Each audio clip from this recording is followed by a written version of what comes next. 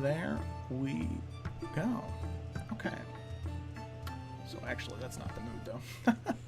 Alrighty. So real quick before we start, anybody have any questions for the good of the whole? I'm assuming everybody can hear everybody. In silence. As I said earlier. I don't need this.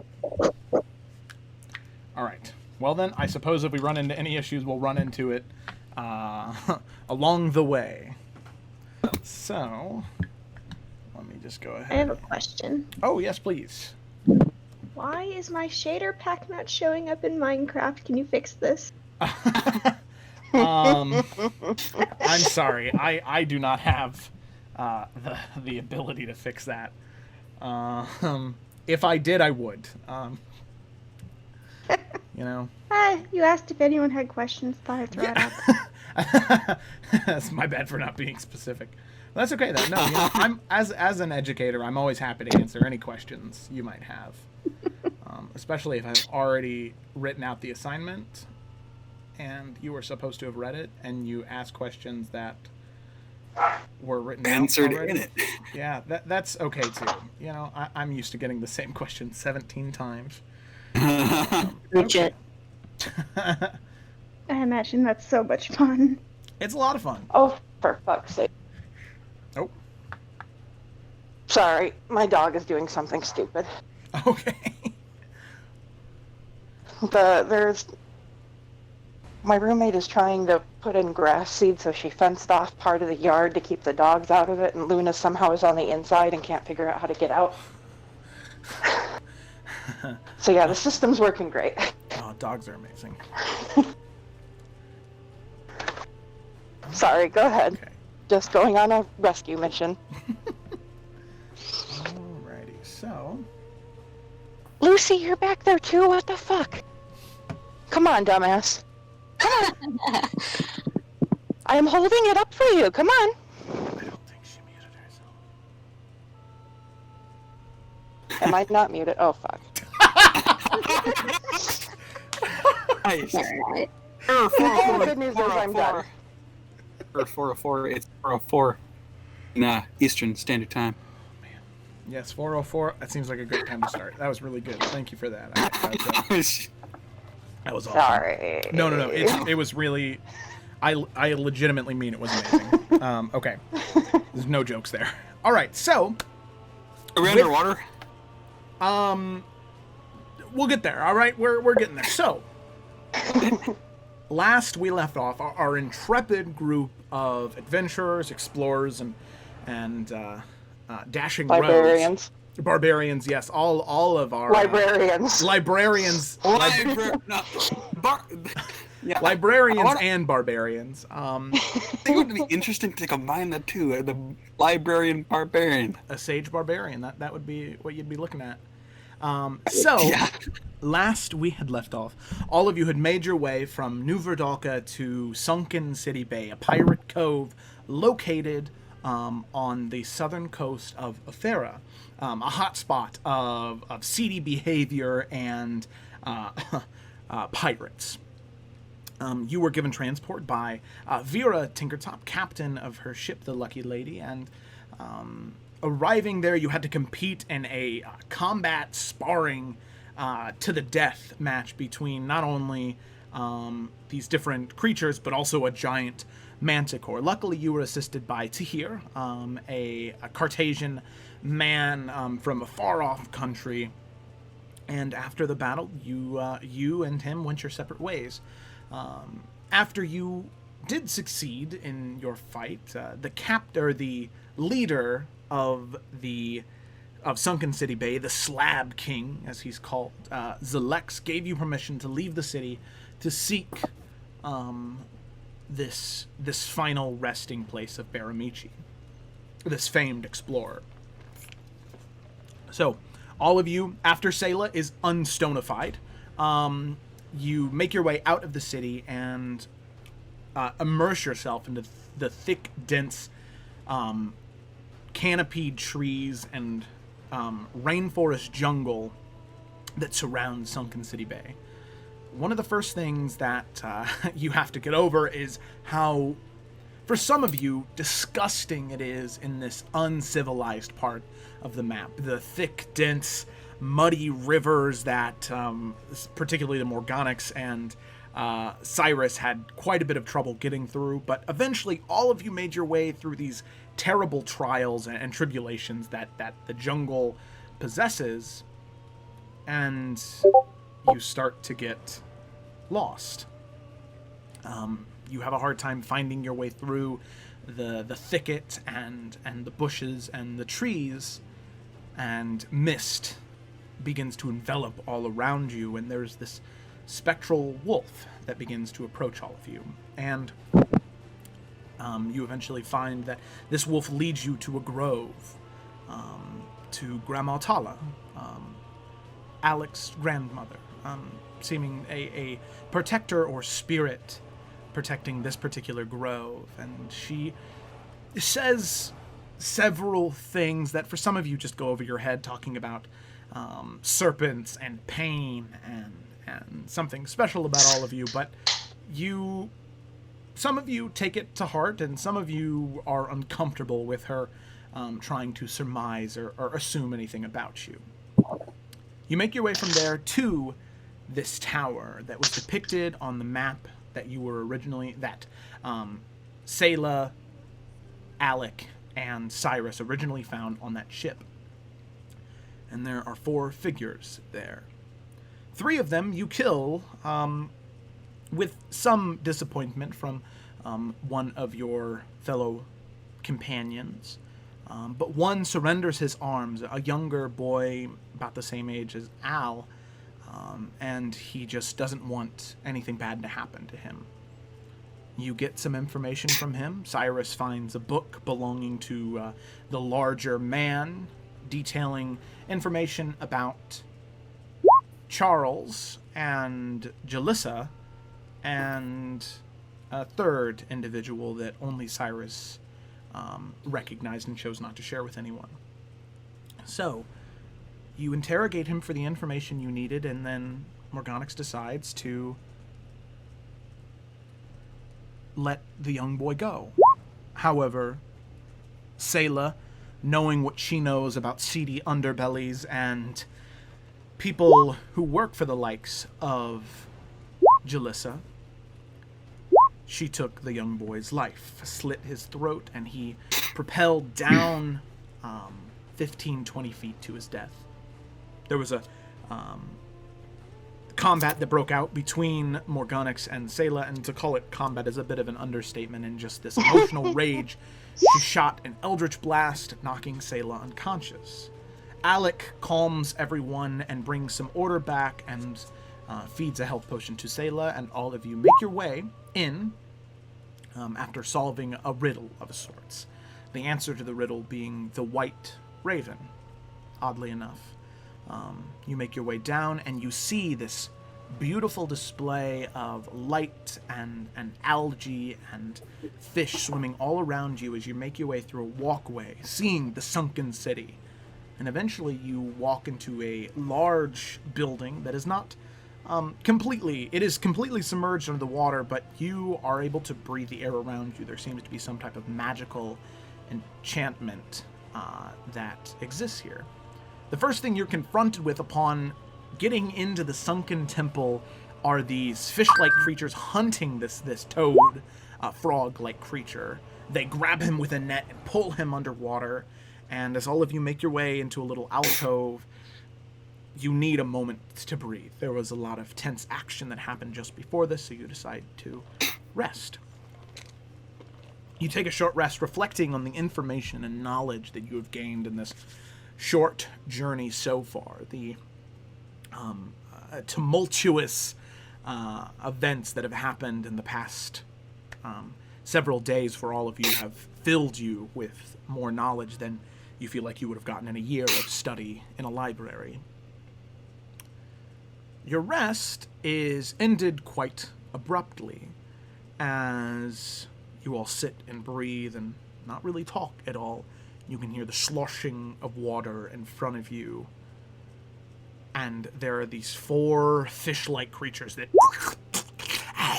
they crawl out of these holes in the ground, just slick with slime and water as they emerge with spears in one hand and nets in the other, hissing at you, sort of backing all of you into a corner. So, I'm going to move you back here. And you'll have to go all the way to the corner there. Whoa. Wait a second, what? Oh, wait a second. All right. So, as all of you are standing in front of, and you can see that these slimy fish creatures climb out and begin to approach, I would like all of you to roll for initiative. Wait. Oakley dokes. Yes, remember, click on your token and then click on the initiative button.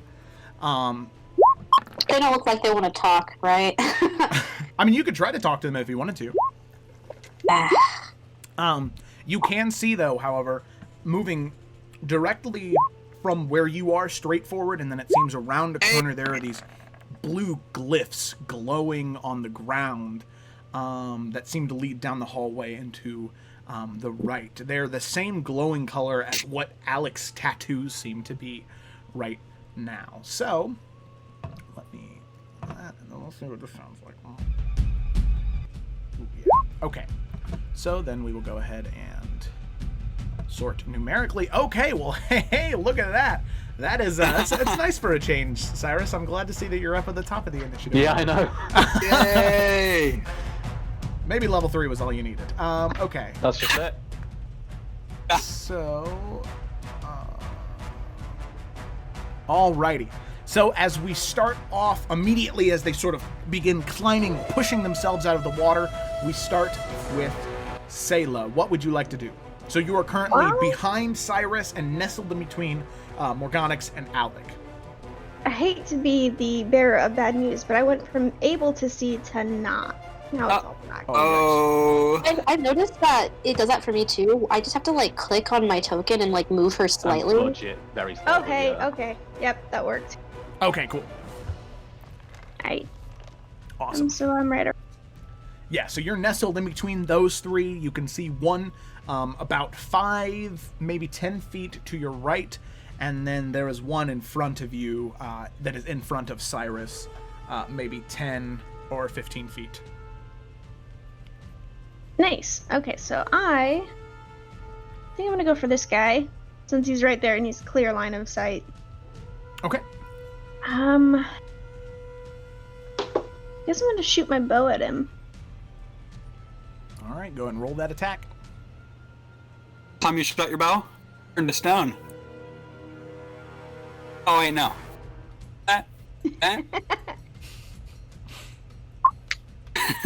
16. That is a hit. Hey. Go ahead and roll your damage. Oh. There. 5 piercing damage. Very good. Nice. Alrighty. So you sort of breathing, taking a moment to catch your breath from all of the terrible things that have happened. As soon as you hear the water begin to shake, and you can hear that hissing sound and the slime of the creatures breaking from the water, you turn, draw an arrow, and pull back. And as you release, as it's just getting ready to crest over the stone, the arrow flies and scrapes into the side of its face, slamming down into the water and sinking. But you can see there is this greenish blue blood that begins to leak out of this one fish creature's face, and it just sort of as it grabs onto its face, sort of trying to help the wound that you created. Alrighty. So anything else on your turn? Do you want to try and move at all, or? I'm in a pretty good spot to keep going after that guy. I think I'm just gonna stay put. Okay, all right, sounds good to me. So we'll move you down there to the bottom, and then we have Cyrus. I don't like where I'm standing. Aren't you now? So I'm going to go for the one that Sailor just attacked, and kind of Nice. run past, go nope, go right towards that, and kind of reach out and shocking grasp the living shit out of it. All right. Ooh. Is it in water? Yes, it is. Okay, so That is a hit. Go ahead and roll your damage.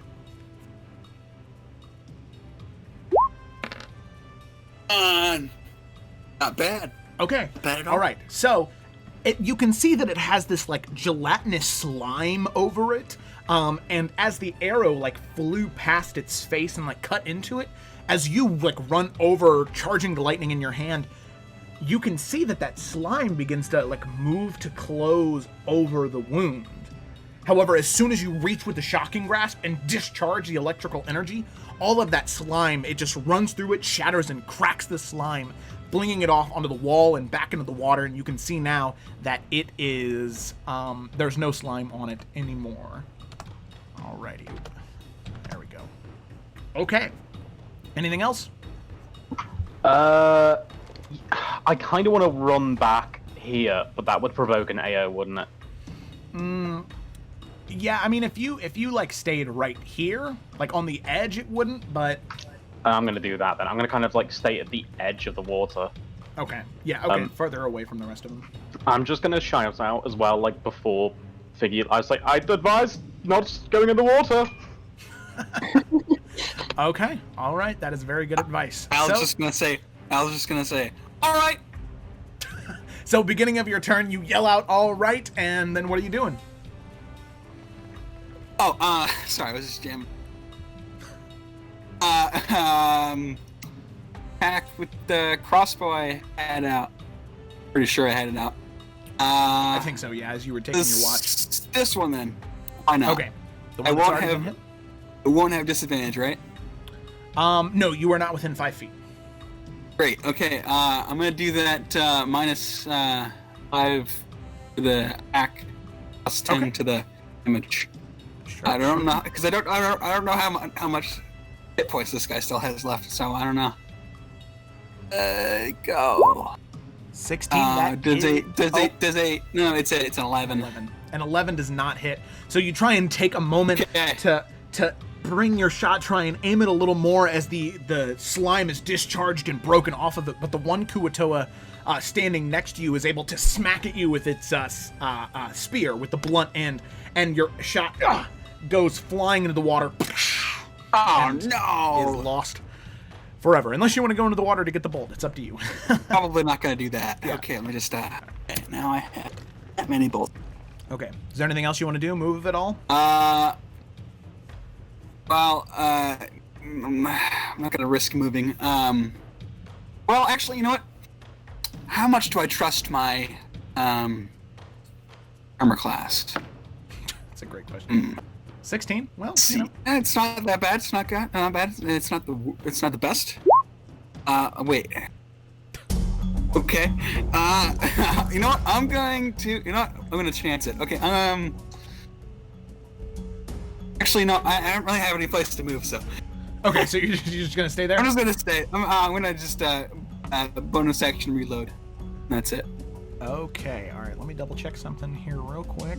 So bonus action reload as you fire the bolt, getting whapped into the side with this this blunted spear. You take a moment, breathe, and you reload your crossbow. There we go. That's it for my turn then. Alrighty. So then we have our fish guys here. Our Kuata. Wait a second. That's not.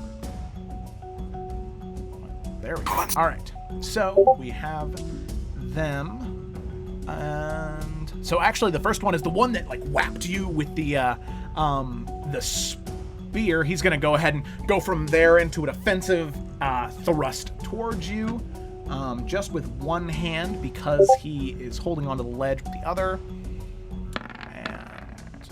And that is a 15 to hit, so that's actually a miss. So he stabs towards you, and you're able to dodge out of the way. He's gonna go ahead and, after missing with the one spear, kind of caught off guard, he like hisses at you with this slimy like ooze covering him. After missing the attack, he is just going to dive back down, and you will get an attack of opportunity against him if you'd like to take it. I will. Just disappear from my screen. Yes, that is because he is Oh, right. swimming away. Oh, right. Right. Yeah, sure, I'm gonna go for it. All right. Let's go for this. Ready? All right.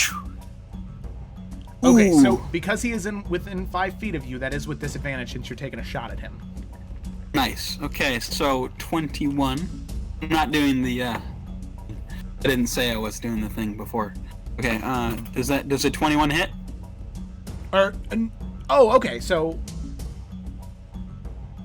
No, You have to roll at disadvantage. Yeah, since he's within 5 feet of you. I'm an idiot. No, you're good, you're good.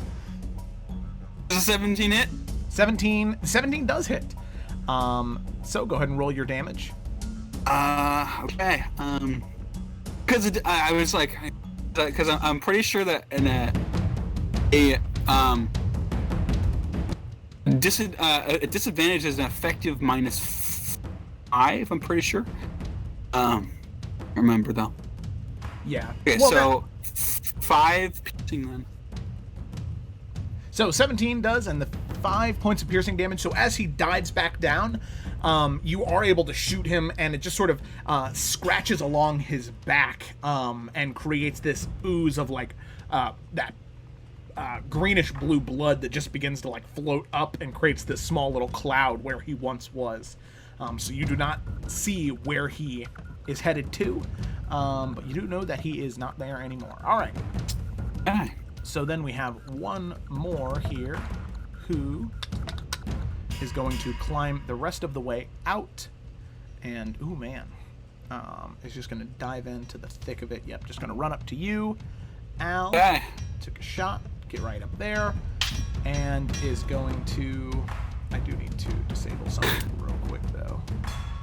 I am really tank.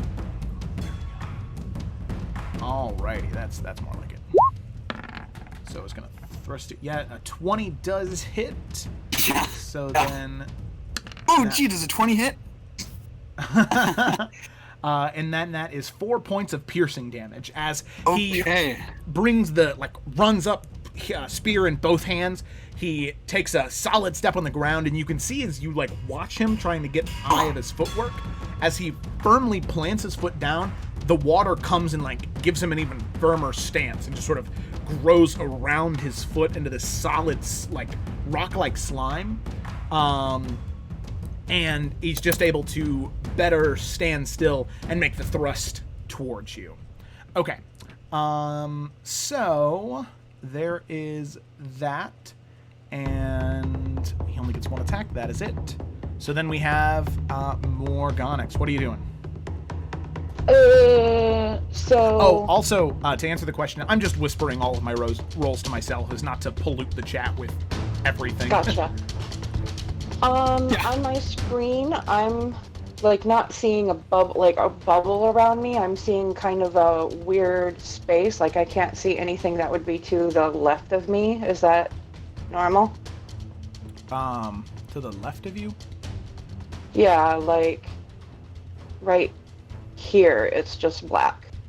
Oh, yeah. Is it supposed to be that way? Yes, yeah, because that's the wall right there. Oh, okay, then, yeah, cool.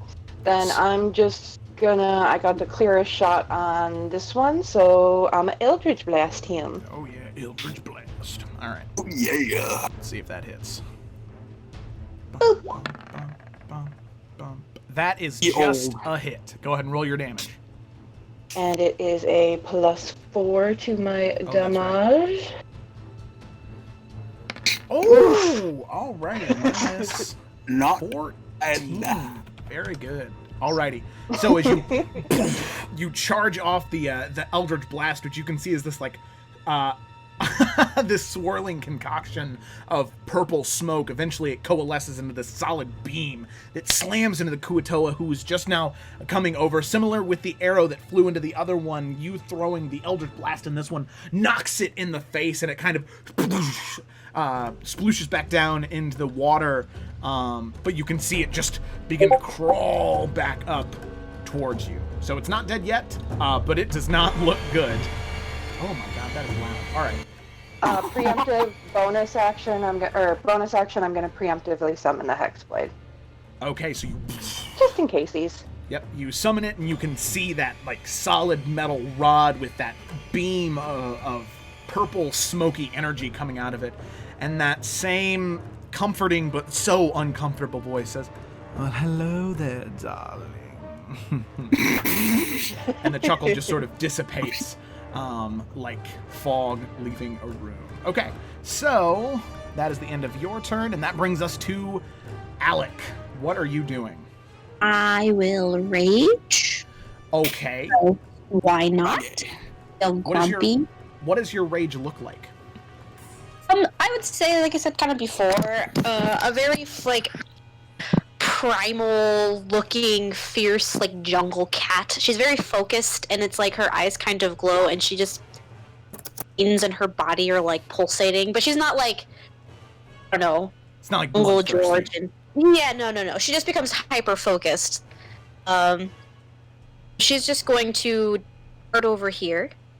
Okay. This so fish man. As you do go into your rage, you can see that your blade, what you would assume might be covered in like divine radiance or something, you can see that because of who you hold close to you in your religious ceremonies, your blade doesn't glow white or black with radiant or necrotic damage. There are these like ice crystals that begin to form along the sides of the blade. So your divine oh geez, what is that feature called? Right? Divine Fury, yes. Your Divine Fury in this temple will always do cold damage. Oh, no way. Wait. Hold in your call. Cool. Great sword attack this boy here. That is a hit. Go ahead and roll your damage. And then make sure to check the Divine Fury box. I did, I believe so. Okay. Fuck. Nice. Oh my god. Oh, nice. Oh, that guy. So, Jesus Christ, how much is that's 17 points of damage. Oh. So as he's like just beginning to climb over, ready to take a swipe at a spear thrust at Cyrus, and you can see the spear heading directly for his chest near his heart, you going into this hyper-focused rage, you run over, swinging the greatsword around and down, you just lop that creature in two, using the ice crystals of the blade just to make that fish skin brittle as you just crack, break it, and he just two pieces begin to float down. Oh, excuse me, float down into the water, sinking as he is dead. Alrighty. So is that the end of your turn? Yes, it is. Alrighty. So then we have this one right here who oh man, he's going to swim down and appear right behind you, Alec, and is going to take a spear thrust at. Actually,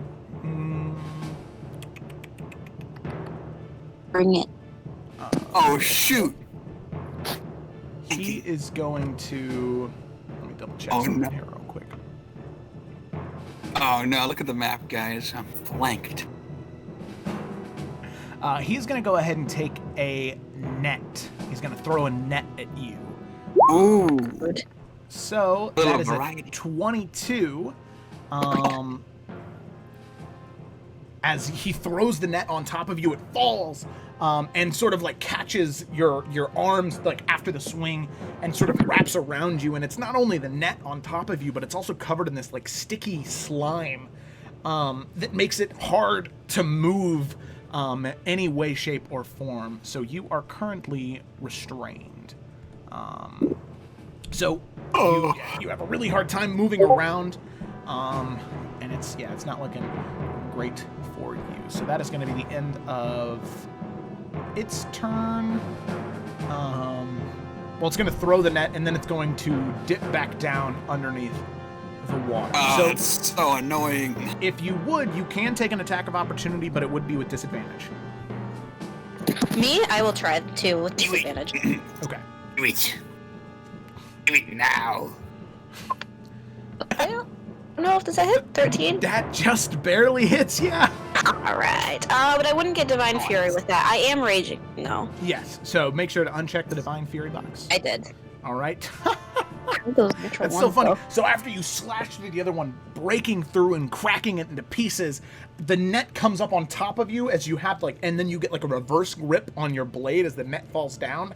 And you're not able to swing, but you are able to stab. And while a greatsword is not an effective thrusting weapon, you make it one. And as the Kuatoa is beginning to swim away, you just bring the sword up and crouch down into the water, and you can feel the blade find purchase and just whoosh. And as you go to pull it out, you can see that Kuatoa just slowly begin to float unconscious, bleeding out on top of the water. Be consumed by the dark side of the force. Exactly. But I'm still. You are still restrained. netted. Yeah, his net is still on top of you. Okay. Strike me down in your anger. Okay, so then we Sorry, have. sorry. Say that. Sorry. No, you're good. Alrighty, so you just saw Alec chop chop one in half and then pierce another one directly through the mass of their body. What are you doing? Well, I'm using the fact that she's doing all this as a distraction, and I'm gonna move around this guy. And I'm going to use Assassinate. So.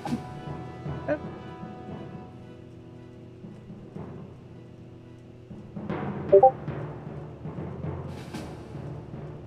Yeah, here, do you want to drop that in the chat? Because I'm not sure exactly, because I think Assassinate has to be used. Prior. Yeah, I think it's at the beginning of combat before anybody else is gone. Darn. So that would have been right at Perfect. there. Very beginning, yeah. Darn it. Okay. Yeah, it only works on creatures who haven't had their first turn yet. I have a problem with the map because I'm suddenly seeing the entire map. Nice. Well, can I still use sneak attack on him? You can, yep, since there's an ally within 5 feet. Yeah. Do I get advantage with that? 'Cause I've got an ally right there, or no? Sneak attack only works when you have advantage. No, sneak attack works when you have advantage or if there's an ally within 5 Yeah. feet. Oh, wouldn't this be flanking though? Yes, it would be flanking, yeah. Nice. So I do get advantage? You do get advantage, yes. Okay, cool. I'm gonna do that. Yeah, so you get advantage and sneak attack. But that does not mean double sneak attack. Yeah. Darn it. Sneak attack. Okay. Why can't not? I'm clicking on it. It's not actually doing anything. No. Uh-oh. That might be a thing. I wonder if I could. So do I need to hit the 2D snake? 'Cause that's highlighting. I thought I hit this. Yeah, so to add, so you click the arrow or the checkbox for sneak attack, and then you'll attack with whichever one of your weapons you want to attack with. Oh, I'm such a fucking noob. I'm sorry. No, it's okay. It's okay. You're cool. Cool. It's fine. Dagger. Okay. Oh man, that is a bad advantage roll. Oh man. What? So, as you're running over, there is this watery, slippery slime just covering this entire floor. And as you get over to it, you end up slipping a little bit and try and take a slash at it anyway. But without that sure footing, you just end up whiffing right over its head, since the creature is a little bit shorter than your normal clientele. Okay, so anything else on your turn? No, I think I'm gonna leave it at that. I failed enough as it is. Oh, shoot. Okay, alrighty, so that is the end of her turn, and then Cyrus, it is your turn. Yeah, I'm just gonna attack that one. I'm not gonna say anything. Hey, alright, that was a hit. Go ahead and roll for damage. Nobody say anything. Hey, look at that! That's a 3! It's not a 1! But Okay. Just a pat on the back there. I hate to do this to you, but so Cyrus, as you conjure the bolt in your hand, you focus and you say, not this time, and you throw it, and you can still see that this creature is still covered in that slime, and as you throw the bolt of fire into it, you see that it manages to maintain its validity and intensity all the way to the target, but as soon as it hits the Kuatoa, the flame still singes a little bit, but most of it is consumed by that slime. So the firebolt does not seem to be as effective as you thought it would have been while the creature's covered in the slime. Okay. I'm just going to take a step back and go like, nope. Alrighty. So you take your step back. Luckily, with no creatures around you, you're able to do that. And then that brings us to Al. Hey! I'm going to attack this dude then. Okay, so I have the flanking bonus, yes? You do? Uh-huh. So All that right. means it would just be a straight roll if you're taking a ranged attack. Okay. I'm gonna do the -5 that hit thing. Okay, sharpshooter, go for it. Why not?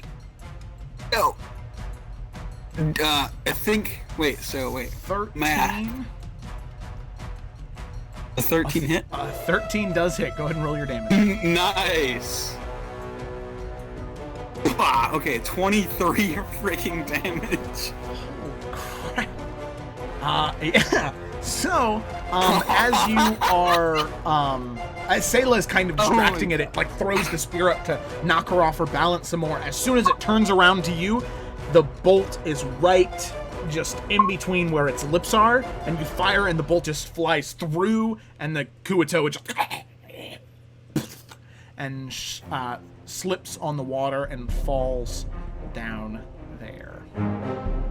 Hey, Alright. it saves me the trouble of dropping the body somewhere else. There you go. Alrighty, so that is the end of your turn, unless you wanted to move at all. Stay, bonus action reload, I guess? Oh, wait. I think so, yeah. I'm gonna move myself, over in here, I guess. Okay. Very cool. All right, so you move yourself closer to that statue, just like the Kuatoa is kind of covered in that slime. And that is the end of your turn. So there's Okay. only one left, and he is going to...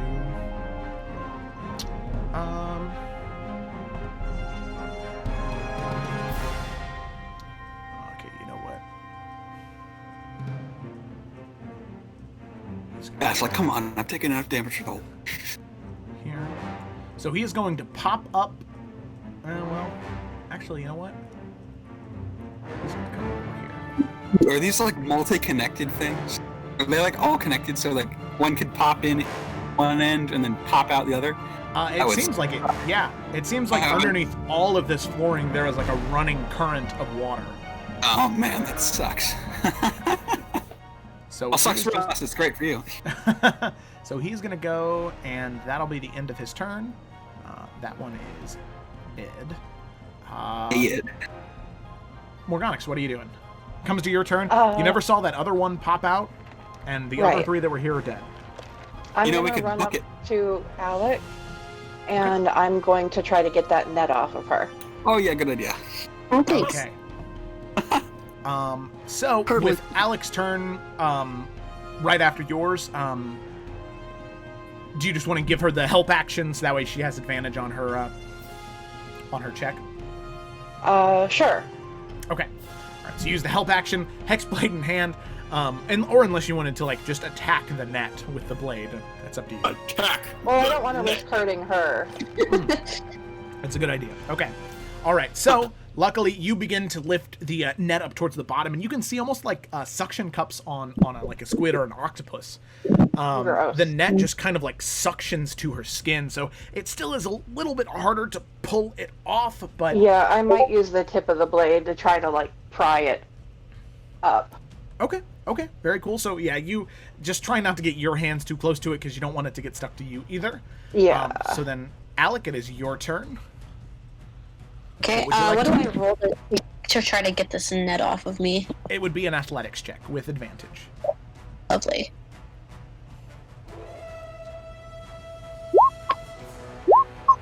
Okay, easy enough. Yeah, it kind of burns as you're pulling it off, as you like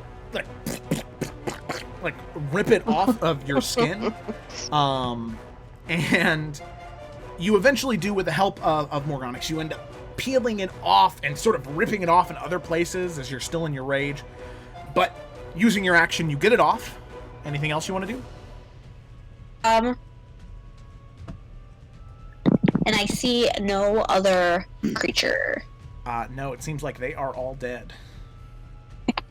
I will go ahead and I guess just I'm gonna have to.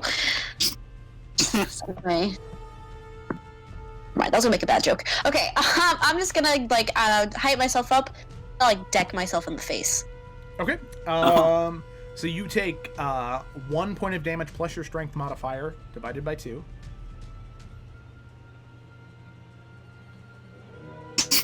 Okay, 3. You're rounding down. Yeah, Oh. you round down. Yeah, you're. I will just, I've already used my action to get that off. I will just wait, I guess, patiently to see if another one pops up anywhere. Okay, alrighty. So then, Sayla? So we still Anything? can't see anything? Yeah, it seems like the one, when you were anticipating it to pop out of the water, it did not. Okay. Well, to be safe, I'm gonna move a little ways back here so that I'm not right next to the water. Okay. And I'm gonna have bow ready. Okay, so you ready your action in case you see anything. Cyrus? I'm gonna go to the edge of here and I'm gonna dip my hand into the water and shock the water. Okay. Hey, not a bad idea. Yeah, so you kind of dip your hand in. Real quick, I'd like you to make an intelligence check for me. Okay.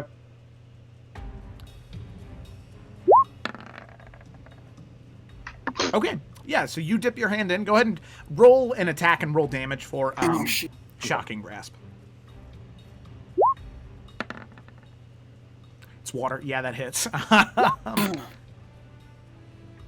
Okay, so you reach your hand into the water, getting it about wrist deep, and you discharge the Shocking Grasp.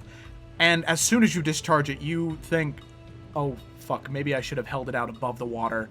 As you yourself take 2 points of lightning damage from being submerged into the water. But you can see, as you rip your hand out quickly, the entire water around you for about 3 rounds just kind of... it seems like it, in a 15-foot radius, electrocutes all of this water in that area. And it just kind of buzzes for about 18 seconds. No bodies float to the top of the water, but who's to say if it was effective or not? You're not exactly sure right now. So it seems as though at this point, it seems to go down, and it seems as though there's no immediate threat. Okay. So at this point, Alec, you can keep punching yourself to maintain your rage if you'd like. And just keep taking 1 damage. It's We can okay. also. I will guess to end. I mean, are we leaving initiative? Is that what you're trying to say, or? Yeah, it seems as though there is no immediate danger, so there's no real reason for you to be in initiative unless Okay. you want to take turns doing things. Okay.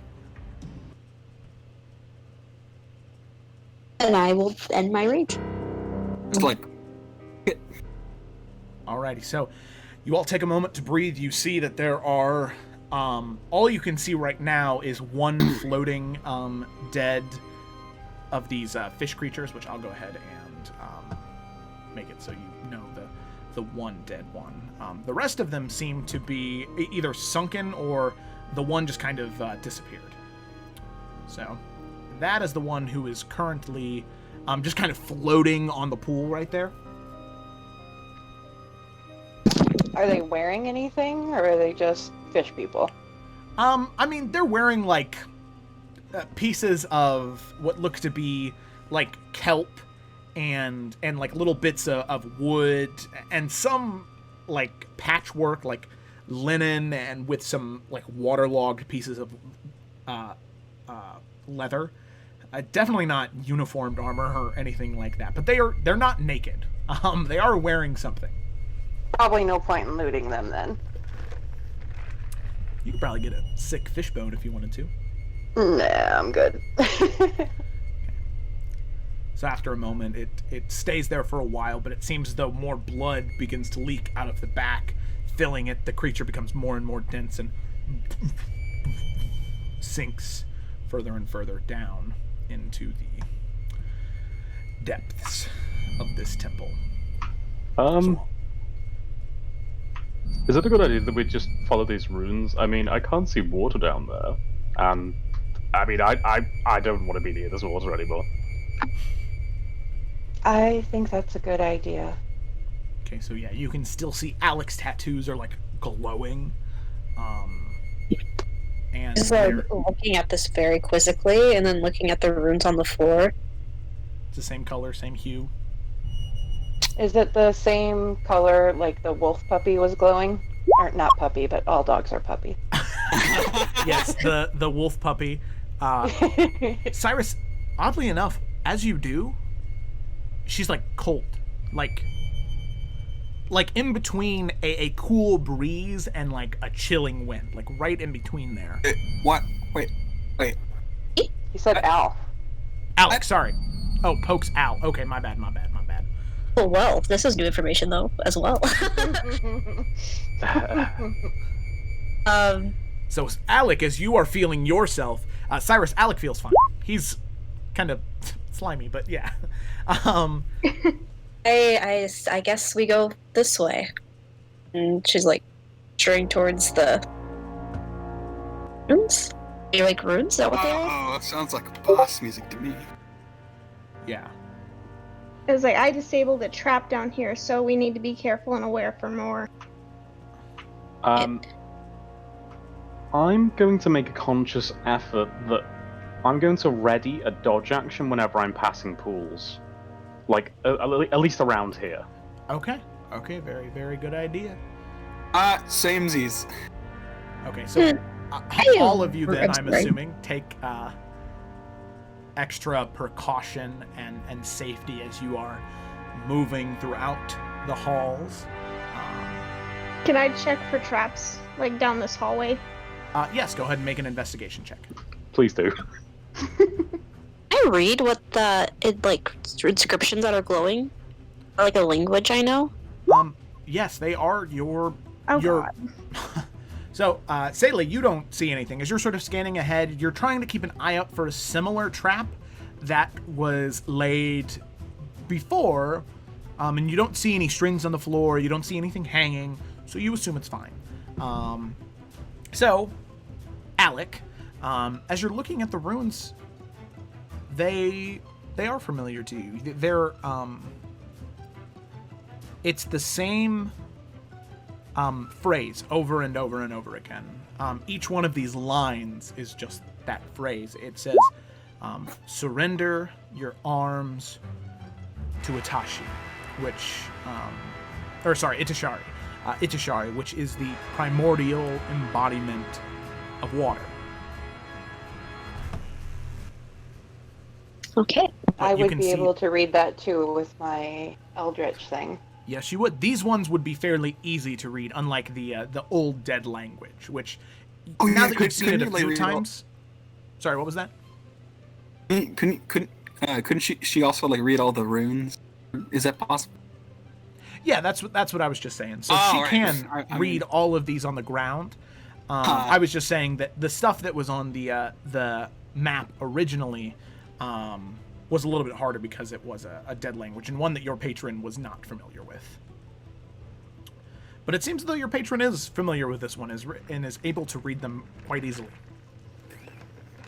So, Alec, as you are sort of caught up looking at these runes, reading what they're saying, and realizing that they're in the native tongue of your people, that sort of runic symbol language, you get so caught up, you're not looking ahead, you're not keeping an eye out for anything, and you're reading one, and as you take a step forward, you hear the of stone onto stone, and I need you to make a dexterity saving throw. Oh, okay. I'm trying to stay close to her, by the way. Okay, so then, Morganix, I'd need you to make a dexterity saving throw as well. Oh.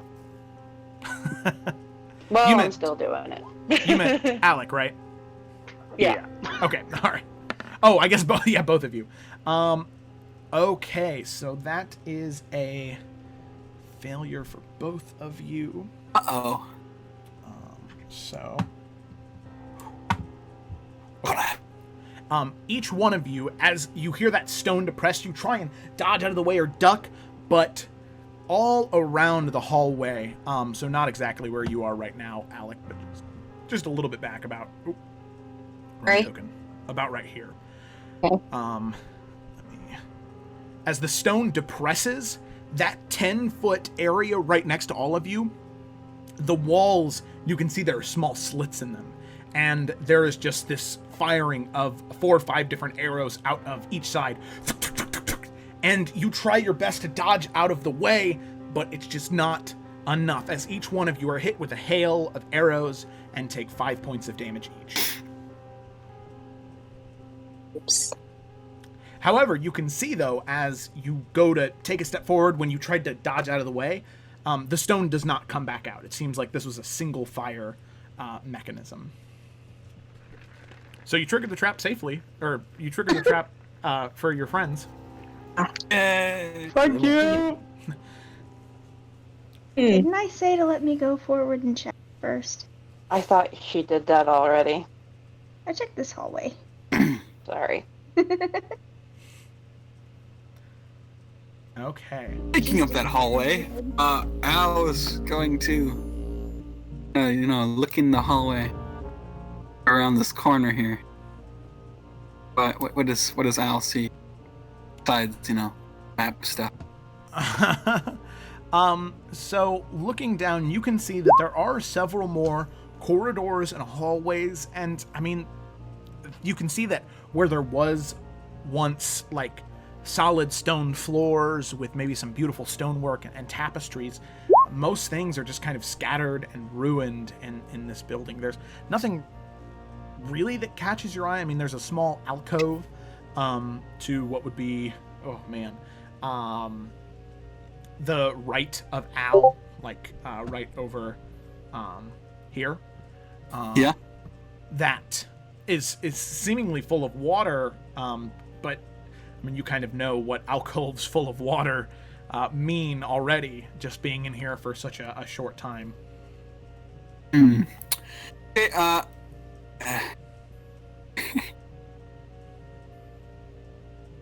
what's hold up? So, Alec and Morganix, you two were the first to see it as you take a step forward, Alec, after getting past that trap. You can see that eventually the runes end, and there is this glowing runic circle that is just swirling around in the water. And also in the far room, there is a chest, waterlogged and battered and damaged, and you can see that there's a lock on it. And it seemed like it must have been submerged in water for quite some time and was just recently retrieved, as it's still kind of wet. This one. Oh, no. Can I read runes around the circle, or do they say the same thing? They say the same thing. Give your arms to Itashari. I think we have to go through. Might be the only way. I say we be careful crossing this water. I mean, I can shock the living shit out of it again. I was thinking more along the lines of it wants us to go in the water. Fuck that! Morganix actually cracks a small smile at that. Well, it says surrender your arms. As we throw our I mean, weapons. I've got a shitty crossbow I don't need. I can just launch that shit. Let me try. Alec is gonna try to walk over to on this land as carefully and gingerly as possible. Okay, so it is unsteady. With each rock that you hit or that you step on, this entire like land mass is really shaky, and you can tell that just you on here is pushing its limits quite a bit. Okay. So you're standing in front of it, and it's giving off this bright blue glow. That to you, the glow doesn't feel aggressive or too bright. It just feels like home. How deep is this water? If I was to just like toss my sword into it, would I lose it forever?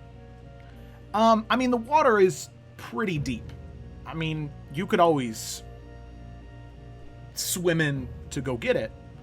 But I mean, it is deep enough for you to submerge your entire greatsword in there. Possibly. Okay. Look back at the group, a little unsure if this is gonna do anything. But then she's gonna kind of get on her knees and then not gonna drop her sword yet, but she's gonna like submerge it into the water just to see if something will happen. Okay. So you slowly start to dip it in this circular portal area. And so, real quick, as she's doing this, what's everybody's passive perceptions? 12. 12? 12. Wait, hold on. Wait, what did I just do? No. Frick. I think it was 13. 13. And then Salo, what's yours? It should be right underneath your honor score, I believe. 13. 13. And then Alec, what's yours? Oh goodness, sorry. I believe it is also 12. It is 14. Wow, okay. JK, 14. Okay. Oh, wow. So, you take your sword and you begin to dip it, and you can feel there's a slight tug. Not like a snatching feeling, but like as if somebody is on the other side holding on to it, kind of lightly trying to pull it away from you.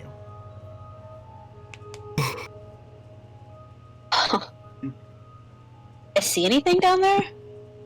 You look, and the water is fairly clear. I mean, you really don't see anything. You can see all of your blades still, and after maybe 4, 5, 6 feet, it starts to get a little too cloudy and dark. But there is something pulling on your blade that is just a force of something. It's not anything that you can physically see right in front of you. Okay. Can I pull it out? Yeah, you can pull it out. There's a little bit of resistance as you pull it out. But, yeah, I mean, the runes are still glowing. What's going on? I mean, I've got some shit I don't need. Does Morganix know, like, I mean, it's in, like, the handbook and stuff that, like, she can't be disarmed of her hexblade, but does she know that? I mean, she would definitely understand that she has a pretty good idea of summoning it to her whenever she needs it, so I would say she doesn't know that if she's, like, she can't be disarmed, but she knows she can summon it back to her whenever she needs. Okay, then she's gonna do exactly what Alec's doing. Okay. And So is kneel at the water and put the hex and submerge the hex blade. okay. So as you make your way onto this island, you can feel the entire thing begin to shake, just slightly, seeming having Oh, I two wasn't people on gonna here. go on the island. Oh, you were gonna give it to Alec. No, I was just. Oh, I didn't see the little circle up there. Yeah, I guess I would ask first if she thinks it's safe for me to join her up there. Oh. If you come onto this, I'm not sure it'll hold the two of us. Then never mind. Okay, Joe, I just drop a javelin down there and see what happens. You I drop just the take my sword. you drop the javelin. Why not just drop one of my And then- bolts? It disappears, and it seems as though nothing happens to it. It's gone forever. However, when you were putting the javelin in, there wasn't that same tug. It just dropped in and just like putting anything in water, it just kind of consumed it, and then as you dropped it, it and slid down. Okay, when she sees that happen, she's gonna look back at everyone and she's gonna say, I don't think it's gonna just take anything. I think it's only gonna take what we are bonded with, if that's the way you think of it. Here, that's how my people phrase it. I'm not sure. Looking at her great sword, like she doesn't want to give it up. Would you like to trade places and have me try? I can summon mine back to me. Oh, I don't think that is fair. These are my people. We share the same gods here, and I'm not sure what else there is to do, and I wish for anyone else to lose their weapons. I don't think What's- I will lose it. Sorry, Joe, does this see any writing on this chest from where I'm at? It doesn't seem like there's any writing on the chest. I mean, you're only maybe 15, 20 feet away. And it like I said, it seems waterlogged and rusted on some of the metal portions. And it currently is locked. You can see this big chain lock around it, but other than that, I mean, doesn't seem to be any writing on it.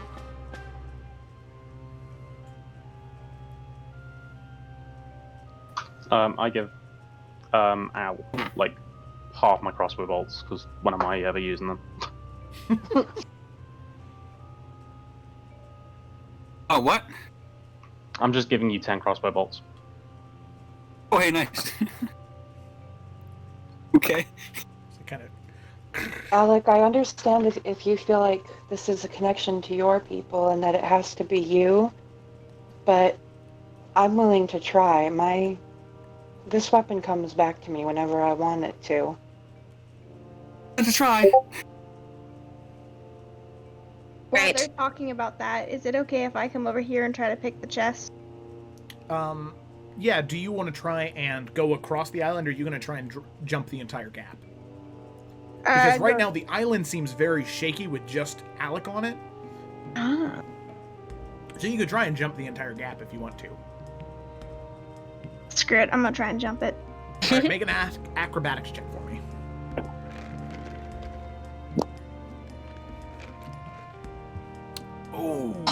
Okay. So as you step back a little bit to try and take a running start, you take a few steps and you push off, and as you are soaring through the air, getting ready to somersault into that dive, something stops you. And let me...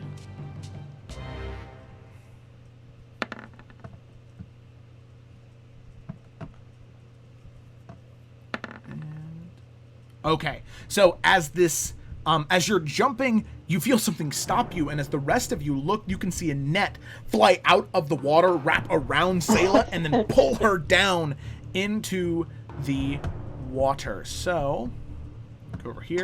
Alrighty, and Sayla, you are currently right about there, and as you are looking around, you can see that there are like 5 of these fish creatures underneath the water, and they're holding these like ropes of kelp. And as they see you and catch you, they just grab, rip, and pull. And you can see the rope is like wrapped around this island, and as they pull, it just begins to crack. And Alec, you can feel your feet grow unsteady. Great sword in your hand. What are you doing? I just fuck it. She's just gonna whole body jump into the circle. That's what I was thinking. Nice. So as you jump into the circle, greatsword in shit. hand, you just begin to sink slowly, but the greatsword, you can feel like it wants to be removed from your hands. Do you let go? Yes. Yeah. Okay, you let go, and the greatsword just flies down. This, like, it's almost caught in like a jet stream. However, you are just there, and you can see one Kuatoa to your left and another one to your right. After they just pull and yank, you have no weapons, and there are 2 next to you. And with that, we're gonna go ahead and roll for initiative. Again, as 2 of you are underwater, and 1 of you underwater is restrained. Oh, goodness. What? Wait, am I restrained? No. It is Sayla who's I restrained. just have no fucking weapons. It's fine. Javelins, I guess. What? Oh man. And we all know ranged weapons work awesome underwater, right? Right. Yeah. Sorry, my thing's taking ages to roll. That's okay. I still have to roll Even initiative for all even these, my would be rolls. completely ineffective after like not even 5 feet. I gotta still roll for all these fish boys. All right. Oof. Was it gone free yet? If only guns worked like they there did we in go. There it goes. movies. Back to being slow. Hey. Oh no! Oh shit. Hi, Luna Pie. Alrighty, there we go. So then we're gonna go ahead. Settings, descending. Alrighty. So with that, just starting right off the bat, you see that entire mass begin to crack. And actually, let me just go ahead and do this real quick.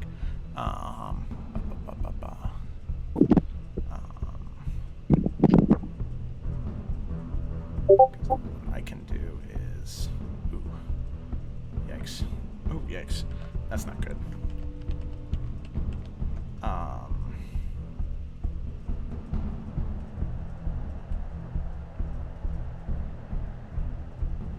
Sorry.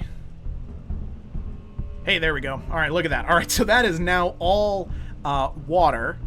As No! the entire like landmass island is just sort of broken off and crumpled and fallen down in the ground. There we go. And so yeah, you see all of that fall, the net wrap around Sayla, and Alec jump into the water. What are you doing, Al? I'm going to, attack this one. Wait, is this one? Yeah, 5 they feet are- or less. No, they're all 10 to 15 feet under the water. Great. That's oh shoot. Oh man, that's like it renders all pretty much all my ranged weapons ineffective. Yep. Completely, pretty much. Oh man. Oh man. What am I gonna do? They're all underwater? They are all underwater. Yep. Just start shooting hillbilly fishing style. Why the heck not? Let's go! I'm gonna use my crossbow. Yeah, this closest. Okay, so yeah, you take a shot, and there's no even need to roll. As you aim and fire, It's useless. the bolt flies about 5-10 feet, and then just slows down and just floats up to the top of the water. I was expecting that. Can I grab it out of the water? If you want to touch the water, yeah, that's your own prerogative, man. Oh no. All right. Okay, why not? Okay.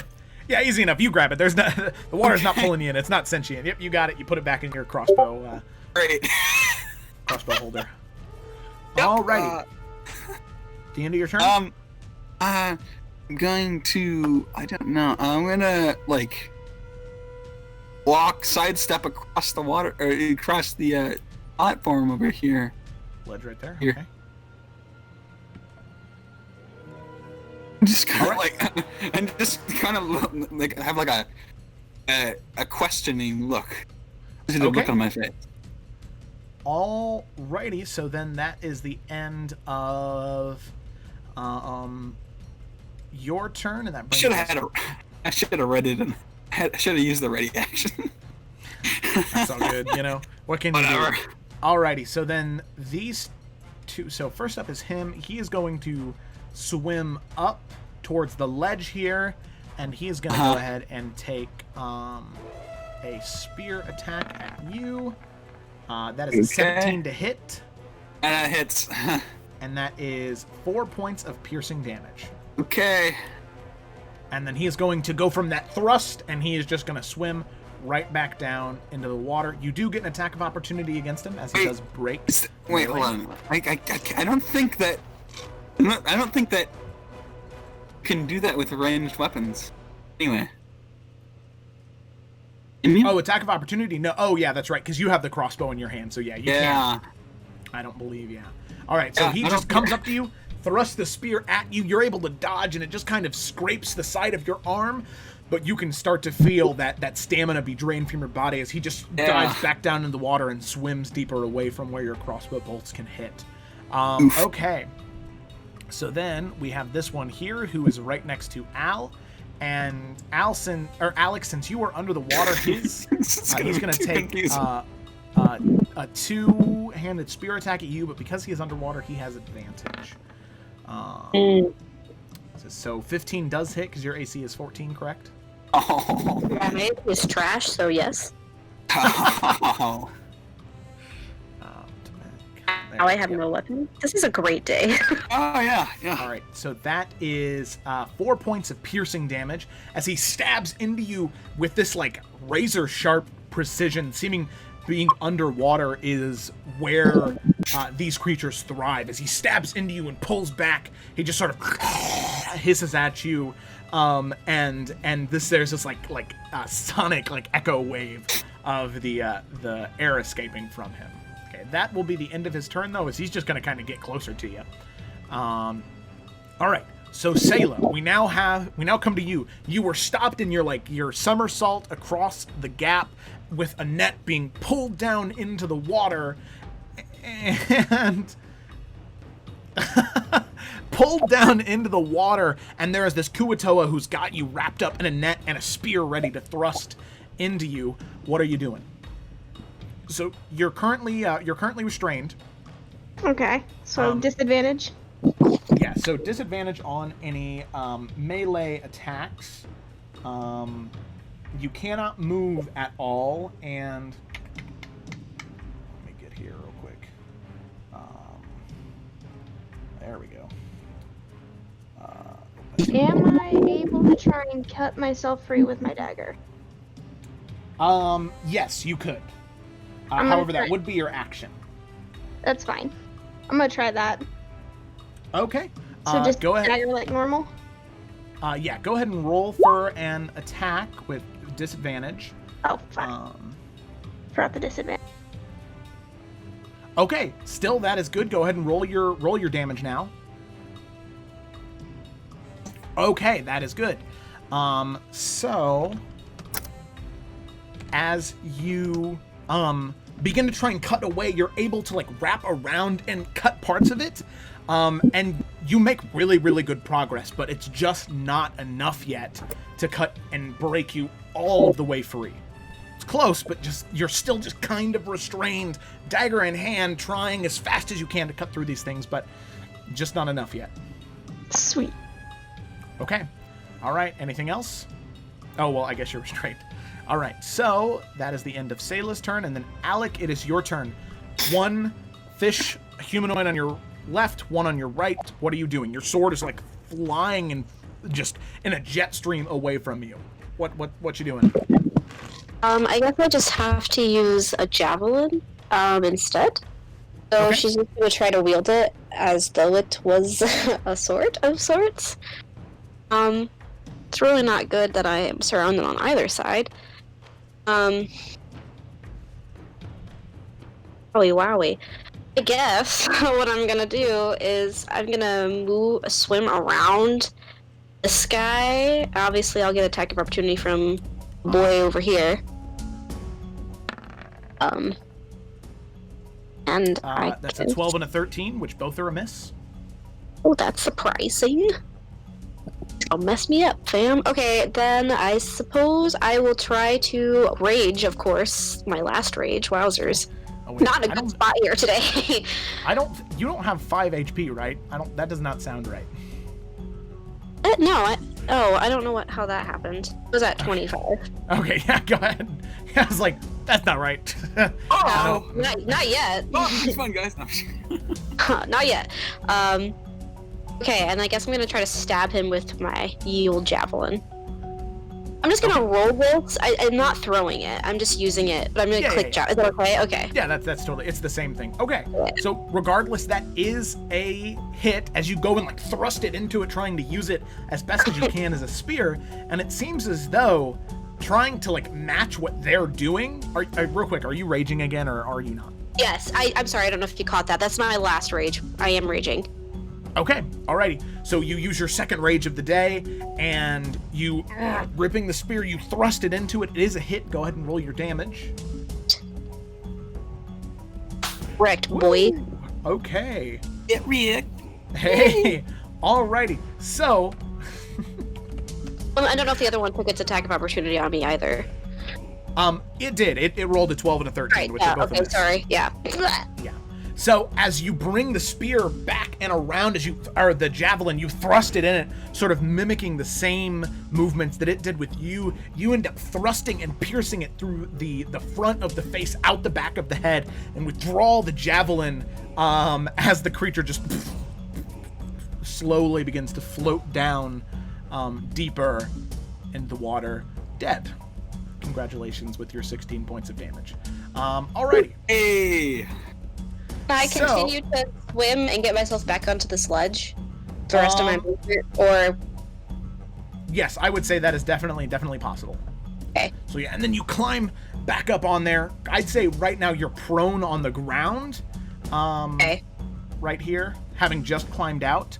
There you go. That's prone right there. Back pain is what that is called. So you're like lying down on the ground, gathering your breath after being submerged into the water and being attacked and trying to maintain. Well, she is ultimate rage mode because now she's furious that she's lost her weapon. She's breathing very heavily, very, very angry. Okay, alrighty, and with that is the end of your turn. And then we have this guy right here, who is going to climb up out of the water, and he's going to go to charge and tackle Al into the water right in front of... Oh, hell no. No, my stuff. Al, Water I would damage. like you to make an athletics check. Okay. Hey! Oh, nice! Nice. And that's a 9 from him. So yeah, as you can hear the of like these flappy, slimy fins on the ground, and as soon as you turn around, you see him coming to charge and grab you with the net and pull you down into the water. You, in this great display, you duck down, and getting your shoulder and like forearm and elbow underneath him, you just roll him over your shoulder, and he splashes into the water in front of you without you. And yeah, he sinks back down about 5 feet, and that's his turn. That was his action to try and grapple. Alrighty, cool. So then this one right here is going to swim over here and is going to get up right out of the water and is going to try and throw a net on you, Morganix. So that is an 18 to hit. Oh, yeah. That is a hit. So you are currently restrained as it throws the net around you and begins to sink down into the water, pulling you. However, it won't be able to submerge you in the water until its next turn. Alrighty. So that is the end of its turn. And then Cyrus, it is your turn. As you feel pretty good about standing where you are, what do you want to do? Save us, Cyrus. Save us. Yeah, you can see that your party is having a hard time right now. Okay. So the one that's on Sailor, like when Sailor's netted, is that one kind of grappling her, or is it just near her? It is just near her, and it's honestly really hard. It's like heavily obscure. It's heavily obscured right now because of how deep it is in the water. Right. They're about 10, 15 feet down. Are any of them kind of like breaking the surface? The only one that is this one right in front of Al. He threw it over and it didn't have any more time to swim back down before it ended its turn. Okay. God, I wish Sailor wasn't. Oh, yeah. That's what I was thinking. But no, I won't electrocute you. Okay, yeah, I'm just gonna go for the one that's kind of on the surface here. And I'm just going to... I'm gonna fuck it up with a magic missile. Alright, sounds like good to me. all 3 missiles at its head. Alrighty. Let's see what we got here. Okay, 4. Missile. Okay, so that is 12 points of damage. Okay, that's not bad. Nice. Boys. Alright, so And conjuring I the think it magic goes about missiles... saying, I'm staying here. So yeah, you plant your feet there, but casting the magic missile, all 3 bolts slam into the creature's head. It's still alive, but you can see that the jaw's kind of loose, with these like broken, like very dirty looking teeth that are just kind of hanging open out of its mouth right now. And it sort of looks to you and gives off this like gurgly hiss, from having the damage that you did to it. Okay, so anything else? No, I'm saying it. All right, a resounding thumbs up. It hisses more. Okay, so now to the Kuatoa that has Sayla restrained. He's going to make a spear attack against you with advantage because you are restrained. That is a 21. Holy. Yeah, And that is 4 points of piercing damage as you're restrained, almost cut through all of the way out of the net, but it just manages to, where a hole you had made, it thrust the spear through, like scratching the side of your stomach and your waist, just hitting you right there and pulling back as that cloudy red blood kind of begins to leak all around you. And it's odd as you see that blood sort of leak out of your body in the water, all of the different Kuatoa, they start to go feral, being able to smell the blood in the water. So that is the end of his turn. And Morganix, it is now your turn. What would you like to do? Using the Hexblade, I want to try to get free. At the very least, cut what he's trying to pull me in with. Okay, go ahead and roll for an attack.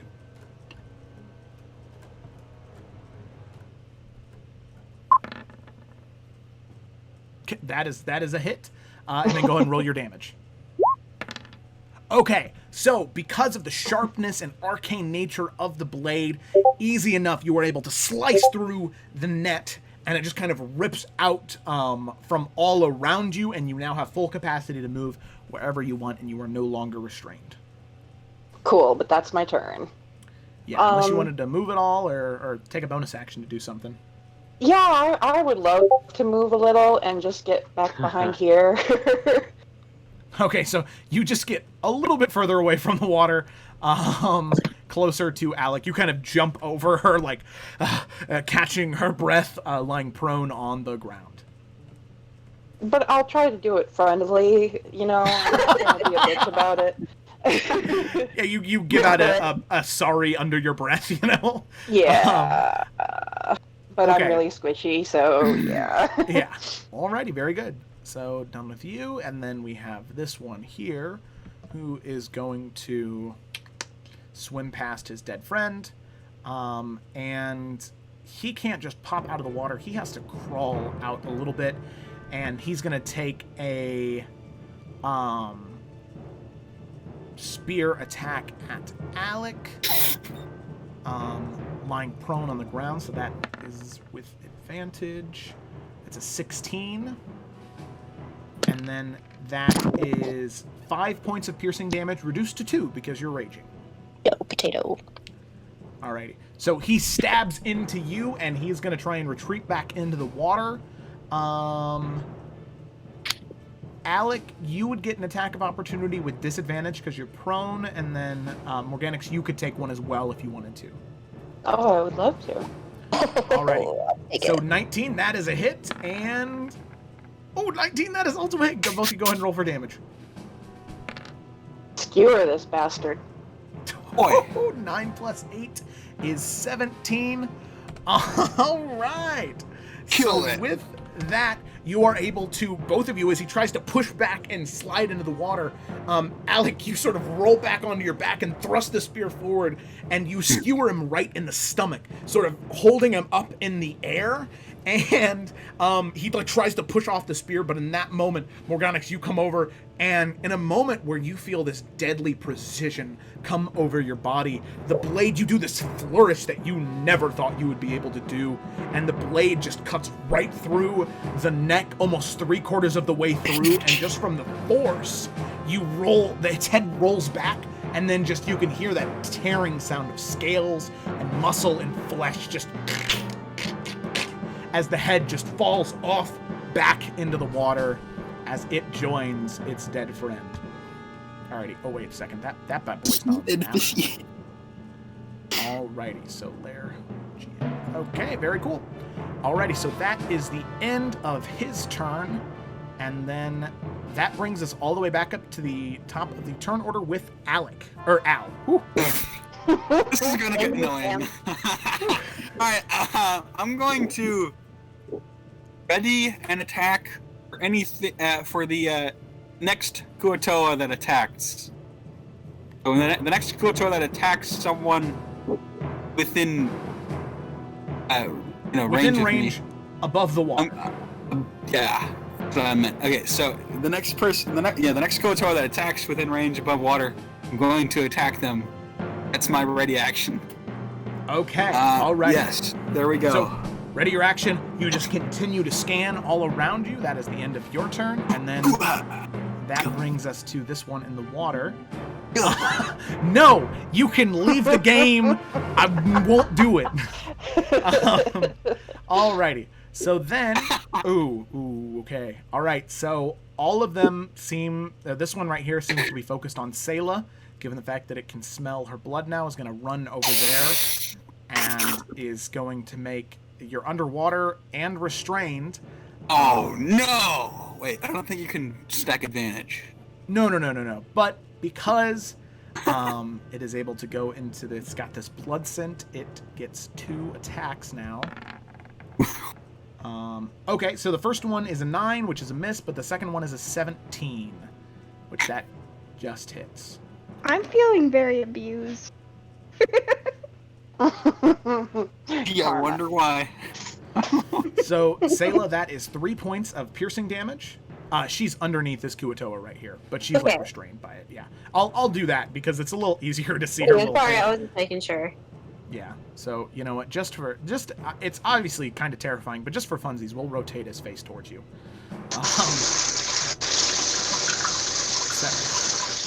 Somebody's getting really. They're really paying attention to the ambiance. They're getting. Oh God, you guys can hear that?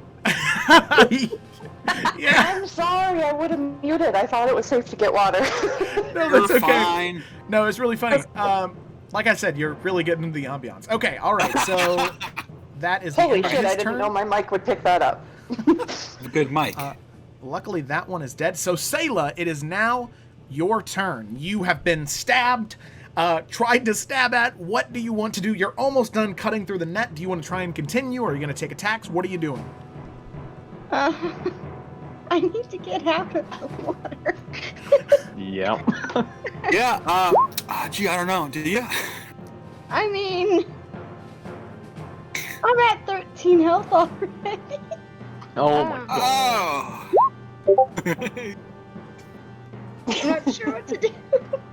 I think Sayla's kind of panicking at this point because she's surrounded and fucking dying. Look at me, I'm useless. Haha. Yeah, pretty well. Underwater. If she manages to cut herself free, would she be able to try and get out of the water? Oh, she could definitely get out of the water. She would take 2 attack of opportunities from Blood Frenzied Kuatoa, though. Oh! Take the thing. Take the chance.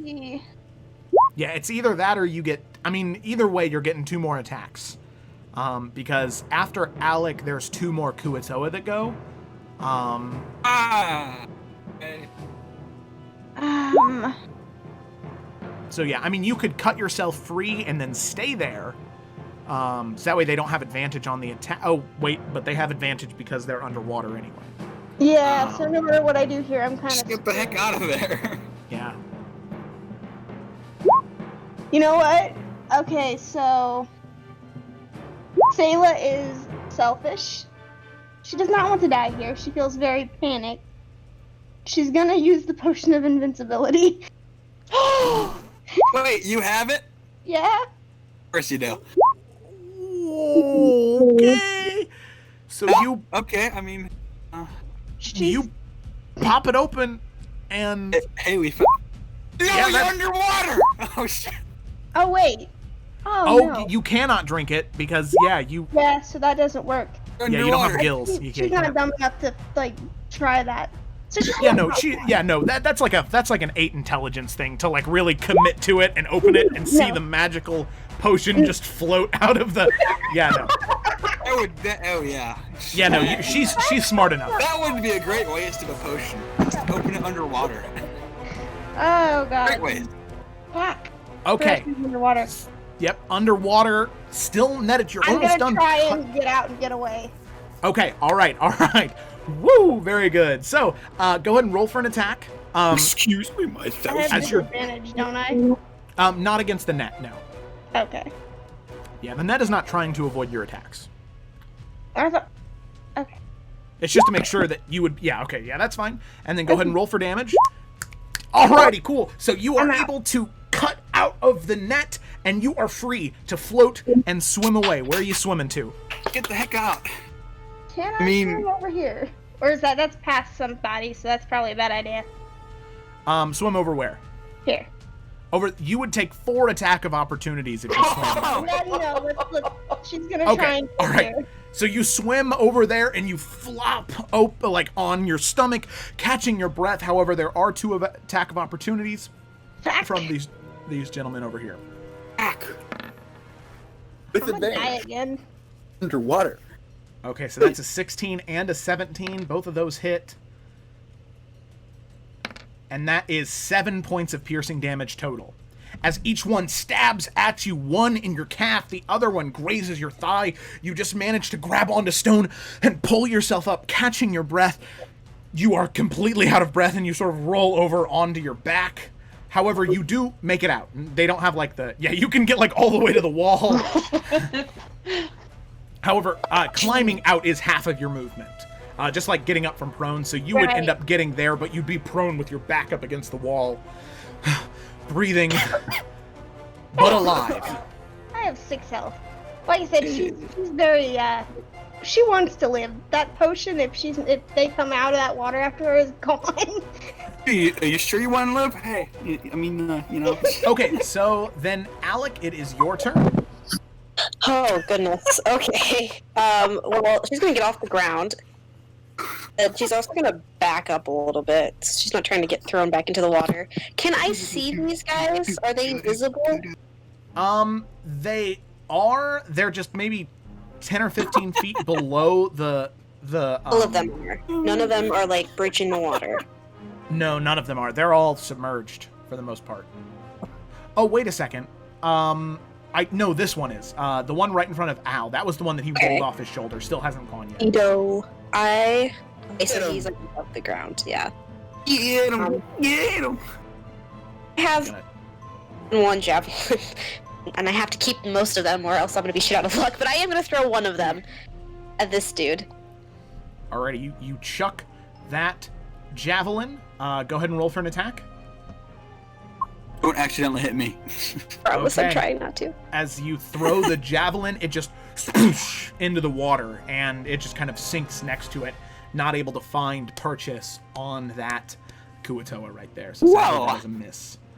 Right, well, that's all I got. Alrighty. So that is the end of your turn, and then we have this guy right Course. here who is floating in the water.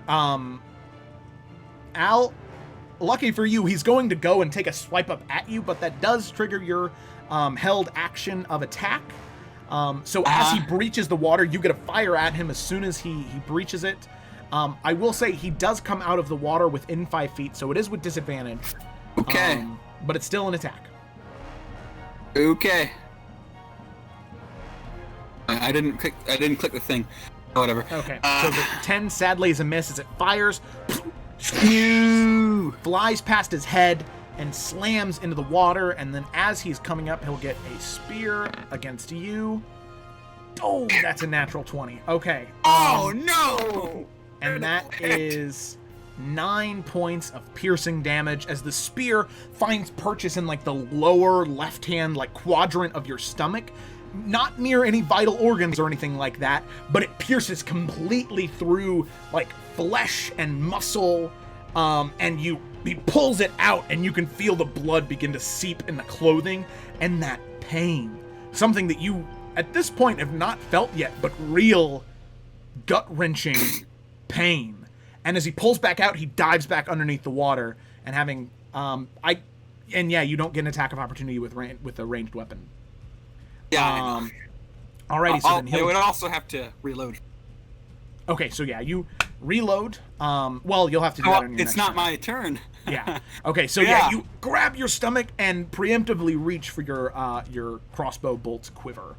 Or case, I suppose. So then he will just dive down and swim back over here. And then we have this gentleman who he's just going to go ahead and do the same Is thing. he He's going though? to swim up, and Dang it. he's going to go ahead and make an attack. I'm sitting That is a duck. 5. So that is a miss. So he flies up, and that one you're able to just barely sidestep out of the way as the spear flies past your stomach. As you can feel the moisture flick on to your tunic and coat and studded leather armor from the moisture that was dripping off the spear. He withdraws it and swims back down underneath. Excuse me, that's real leather.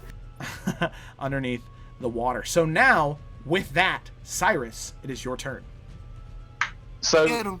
Get him. did I learn from my idiocy before to not just dunk my hand in? Indeed, you did.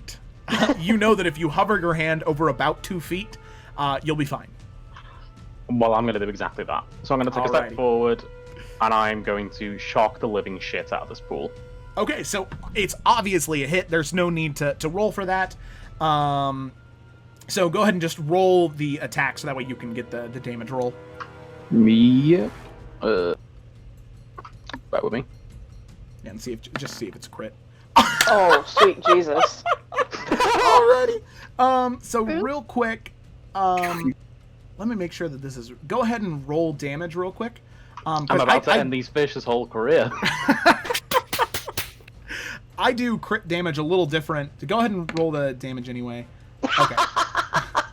So luckily for you, the way that I do crit damage is it automatically maxes out the first die, and then you roll the second die. So that way you actually feel like you did something. So that is 16 points of damage, Oh, nice. which is awesome because that's how many hit points they have. So Instant death. for some of the ones who had not even been hit yet, you just absolutely, as you drop your hand like right above it and discharge, you can feel this like surge of magic, whether it's because of the place you're in or your natural skill as a channeler of the arcane arts. You discharge, and there is this massive explosion of electrical force that emerges from your hand and surges throughout the water, and you can see the Kuatoa. They look up and they try to swim away, but none of them are fast enough as the bolts of lightning course throughout this small pond right here. It's a fish fry. They just and you get that smell of like burnt fish that begins to emerge in like air bubbles, and all 4 of the Kuatoa that were there, they just slowly float, burnt and crispy above the water. Oh my god. Woo! Oh man! That was pretty awesome. Baller. That was badass. Good job. Alrighty. So, with that, that's Sayla, nice. you sort of grasping at your wounds after seeing Cyrus give this truly a little terrifying display of magic, and realizing what Alec had done to those 3 Kuatoa, just chopping them one after the other, throwing the javelins, you start to realize that these people might be a little more talented than what you originally came to suspect. But you are still bruised and bloody and hurt. However, it seems there's no immediate danger, and you're able to move around freely. After a few moments, the runes eventually slowly fade and disappear. One after the other until all of them except for the circle are gone. And the circle slowly begins to dim down until it's almost like just like a small candle light. And there is a few air bubbles that begin to emerge from the circle. And as soon as the lights die out completely, Alec, your sword, just floating on top of the water, reemerges. Hey. Goodbye, physics. You will quickly mean she will jump in. So you Wait, before I do that, wait, hold on. It's not charged still, right? oh yeah, Not even dip a toe in first. yeah. You wait until the electrical static charge sort of fades away, and then after about 18-20 seconds, it fades, and you can now jump in freely. Okay. You will flawed swim as fast as you can. Grab her sword. So you swim to the sword, and you can see now, closer towards the base of the hilt, or not the base of the crossguard, where the hilt meets the blade. You can see that there's a new rune on there. It gives off that same blue glow, and it is as you know, your people's symbol for that primordial force of water, Itashari. So, whenever you take a long rest with the sword, as long as you spend the last half an hour of your rest praying and meditating on it, the sword will no longer deal 2d6 slashing damage, but instead will deal 2d6 cold damage. Neato. It isn't magical, but the entire blade is sort of encrusted in ice, similar to how your Divine Fury had been. Okay. But that's not something you can do now. That's something after a long rest you'd be able to do. Okay. So you see her grab it, and you can see that the sword, that one new rune that none of you had ever seen before, glows a bright blue and then fades away as if it was there the entire time. So, what are you all doing? Al is first off, he loads his crossbow, has it ready in his hand, and he's gonna walk over here and run down here.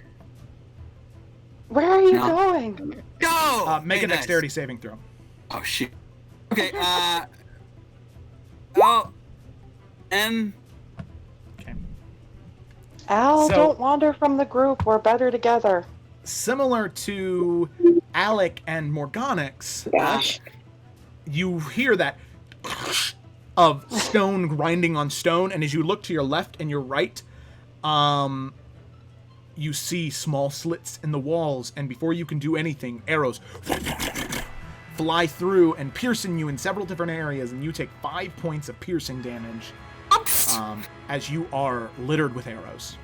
I told Do you. I hear that after I had just called for him to stay with the group? Oh yeah, you hear it, and you hear Al go, ow. I say Morgana what? sighs heavily and pinches the bridge of her nose. Sayla is also basically doing that. She's scowling. So yeah, I'm gonna use.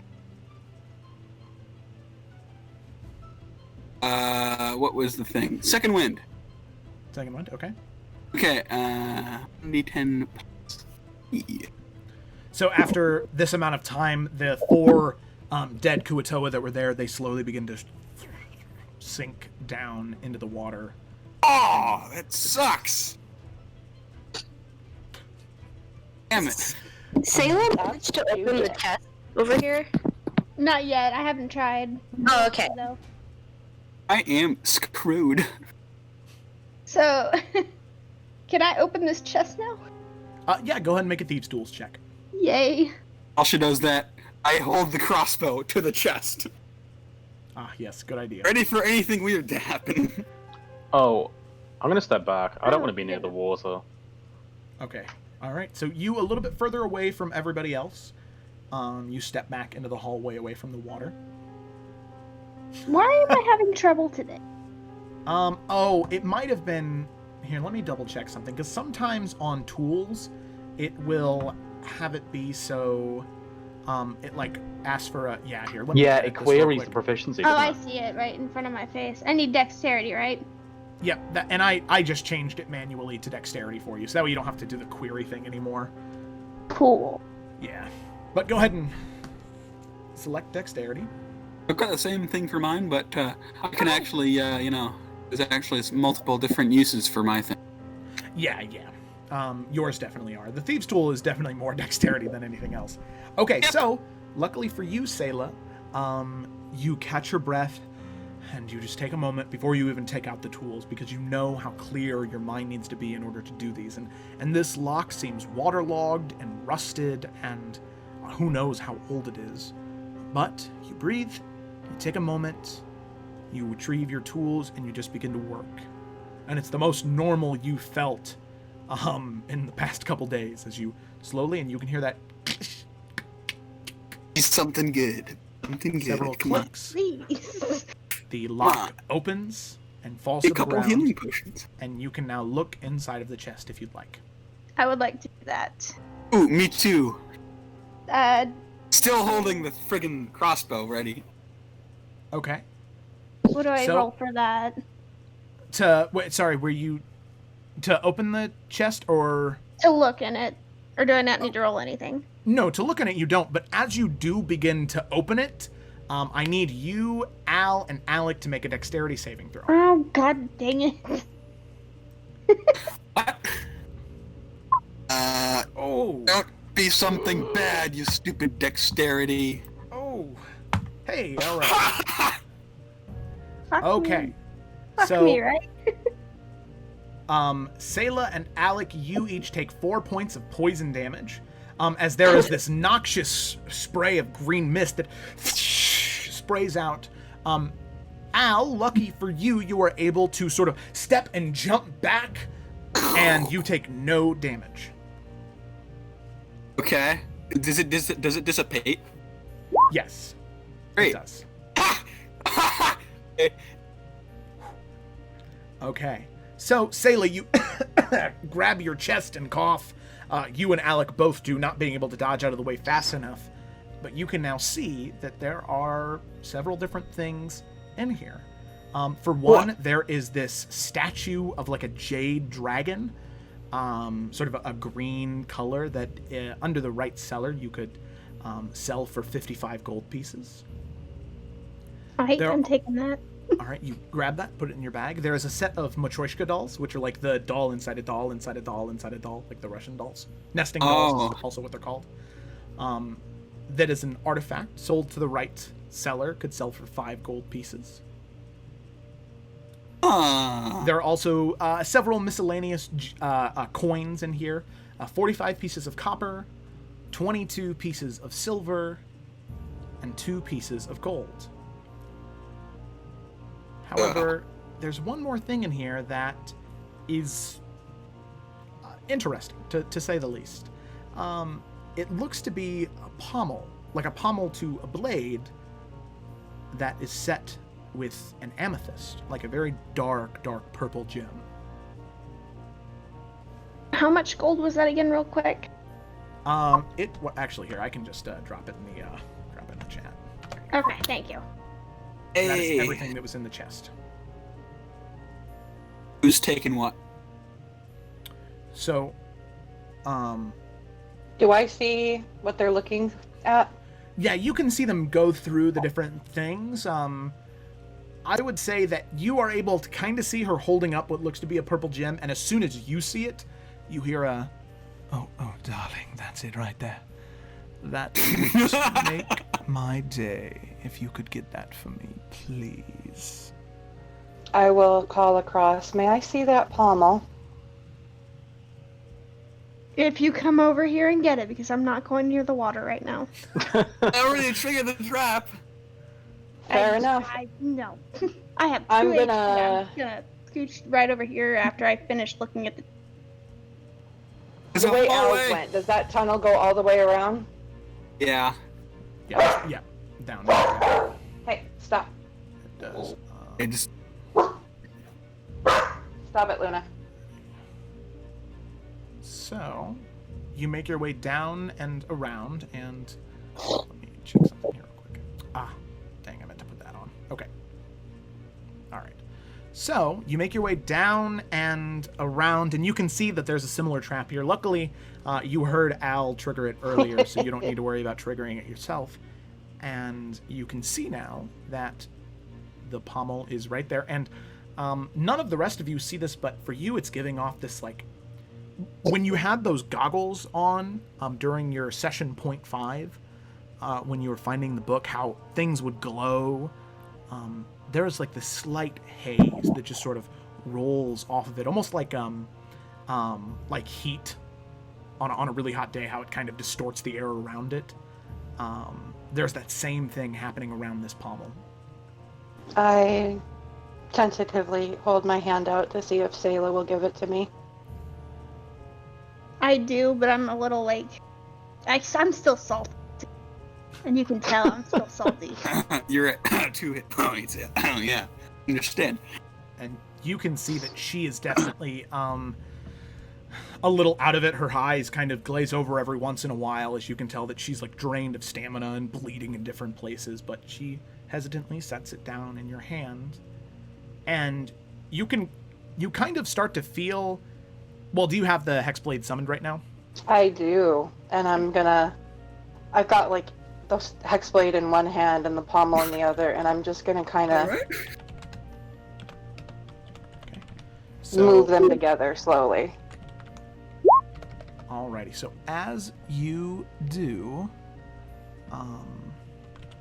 you can see that there is like an area just on one end that you can attach it, and with how easily it fit on there, you would assume that it would just fall off, but you hear like this crunching of metal, this, and as you release and even it out, it does not fall off.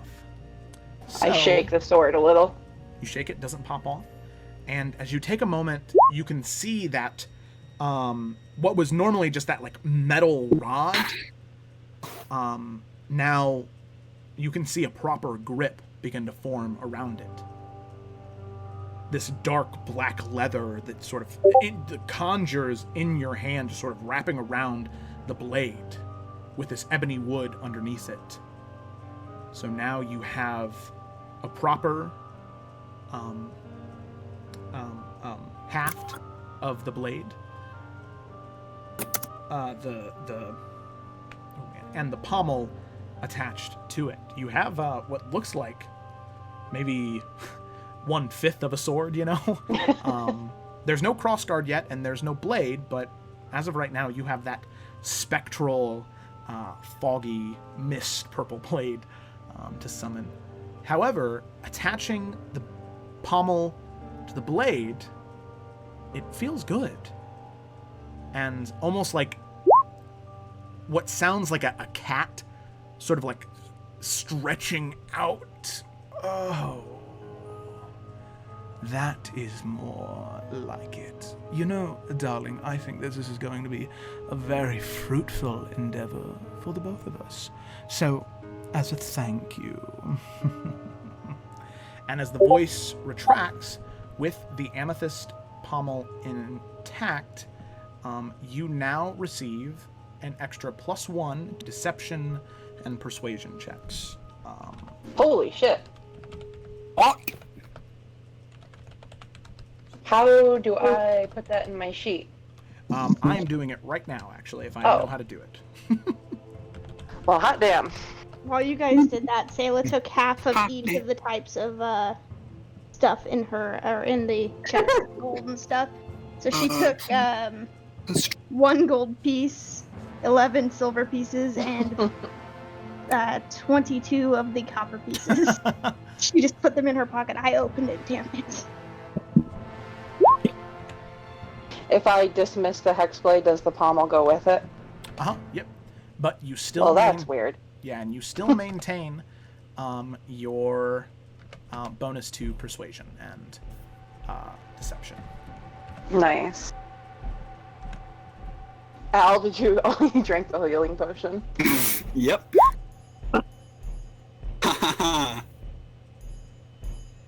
Okay. Sayla has now moved down to the corner to just kind of chill out. She wants to rest a minute while she... Alright, so you take that moment to rest. And, yep, you are now at... So, yep, your persuasion and deception are now at 5 each. Nice. Hey, not bad. Alright, so here, wait. Did somebody go down this hallway up here? Where No. Cyrus is? You did? I don't think anyone I'm did. starting to go there, but I don't think anyone's gone there. Okay. So as all of you are doing this, Cyrus, as you begin to head down... Do you want to head down this hallway by yourself, or are you going to wait for people? I'm gonna start walking down, but like after hearing all of this shit going off, I'm specifically looking out for like pressure plates. Okay, go ahead and make an investigation check. Not that I'm any good at it, but like It can't hurt. that one. Okay. Easy enough. As you're walking down this hallway, you can see, similar to the same one that Morganix and Alec tripped, very similar pressure plate. Whereabouts is it? Like, do I have line of sight of it? Yes, you do. Here, I was just gonna go ahead and mark it real quick. Oh, sorry. No, you're good, you're good. I'm gonna mark it with gray and red because it's dangerous. See it right about there. I am going to take a step back. I'm going to put my body around this corner, and I'm going to use Mage Hand and push it down. Alrighty. So you do. Once again, 5 more arrows fire out of the hallways, and you look back down. The pressure plate stays down into the ground. I raise my bottle to the group and say, "Chin chin," and I walk down there. All right. So as you make your way down and... I don't want to draw anymore. As you make your way down and around the corner, you can see this pillar. It's not a statue like of the Kuatoa that you saw at the very beginning, but it is a... It's odd. The same things that you saw on... Like, the way that Alec's tattoos look, the tattoo is detailed with those similar things. Different animals and this, like, runic script, almost, that surrounds the pillar, and it glows with this very deep blue aura to it. Oh. I'm going to yell, "Alex, darling!" I hear him, I assume. Yeah, easy enough. You can hear him shout from the around the hallway. Okay. Yes, I'm on my way, and I am not going to go through the water. I will take the long way around. I see you take the long way And around. around the corner, like jogging hastily. Margonix is gonna call out, Sayla needs to rest. It might be safe in here. I'll ask Alec in a moment. I don't really know. What do I see when I around this corner? So you can see almost like a totem, a pillar. You know that none of your people in specific made them, but it's like an echo of what your people do, and they're pillars of protection or health and happiness.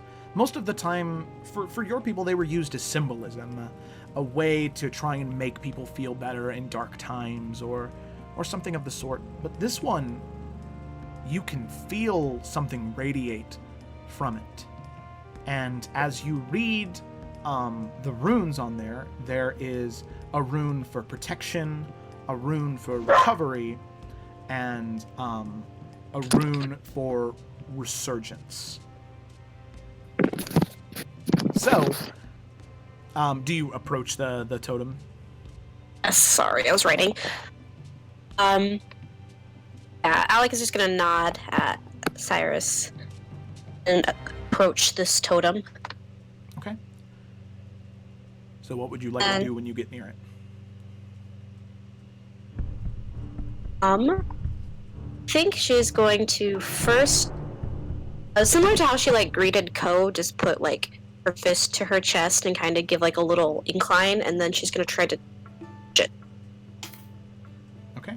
So as you do, this totem is gifted with some type of magical energy. Same things. There's that you can tell that there's power you can draw from here. Like I said, there's a rune of recovery, a rune of protection, and a rune of resurgence. So, flavor and lore and focusing on specifically mechanics. If you channel this totem, and this is you or any of your party members, channel this totem for 10 minutes, you can choose one of the following. You can either use a hit die for free, doesn't subtract, and you don't actually have to take a short rest. You can use arcane recovery, or you can add +1 to your AC for 10 minutes. Okay. Well, Alec is going to explain how this works then to Cyrus, and then she's going to say, I think this is a safe place to rest. We should get the others and make use of this gift. Definitely. And Alec will yell at the others to get over here. Did you not tell me anything about the runes or anything like that? Or are you just kind of asking people? No, she will explain like what it does specifically.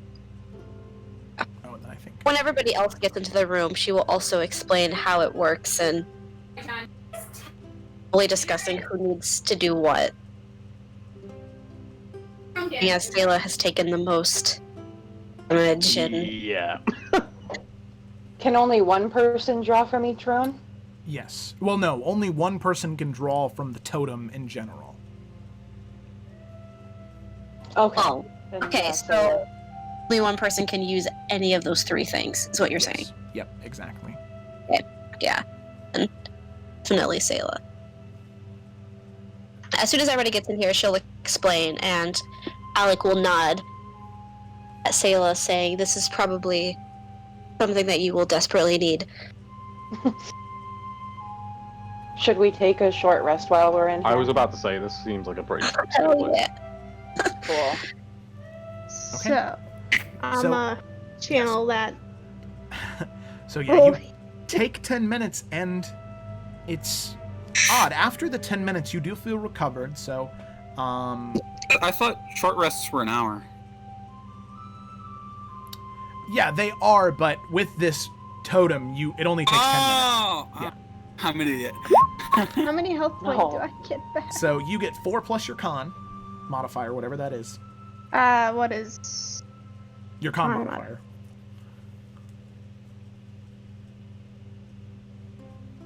Alphabet, Can we all do that? Constitution, looking for No, it is that. only one person per totem. Oh, that's only one. Or no. That would be 13 kind of plus- overpowered, yeah. No, it would be your con modifier, not the score. So whatever that smaller number is Okay. above it. Yeah. So 4 plus, I think you said 1. Yeah. Yeah. So as all of you get into the smaller alcove, Sayla, as you draw energy from it, it's odd. Most of the time, whoa. Most of Sorry. the time, no, it's okay. You feel aggressive or on the defensive always because of what's happened to you, but in this moment, you feel at peace. And you have this odd feeling of how often you would call Alec simple, but there's this weird dichotomy in you right now of if this is what simple is, this is nice and comforting. But as you withdraw, those same feelings return and you go back to feeling the same way that you did. And as the rest of you settle down for a rest, we'll go ahead and take a break right there so people can go eat, use the bathroom, what have you. Great. Okay, so did that put me back up to 7 HP? That's Yes. what I'm gathering? Okay. And then during the short rest, you can roll hit die that you still have, if you have any left. Oh my gosh, I'm so bad at this. No, you're good. You're good. So I think let me go Not to your, great, but I'll take it. yeah, it is right underneath your temporary HP.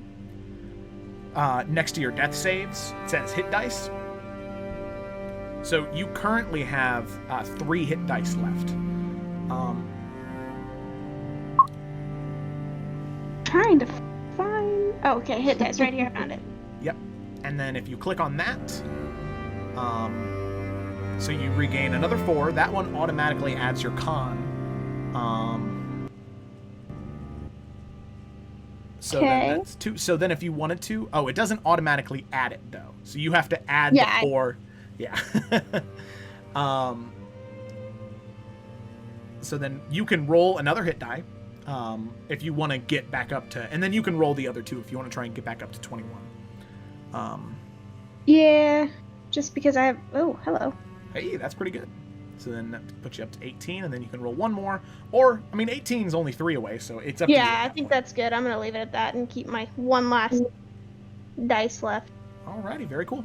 Okay, so yeah, taking that short rest, breathe, go get some water, go use the restroom, and we will be right back. Whee! And I will pause the recording. Stop recording.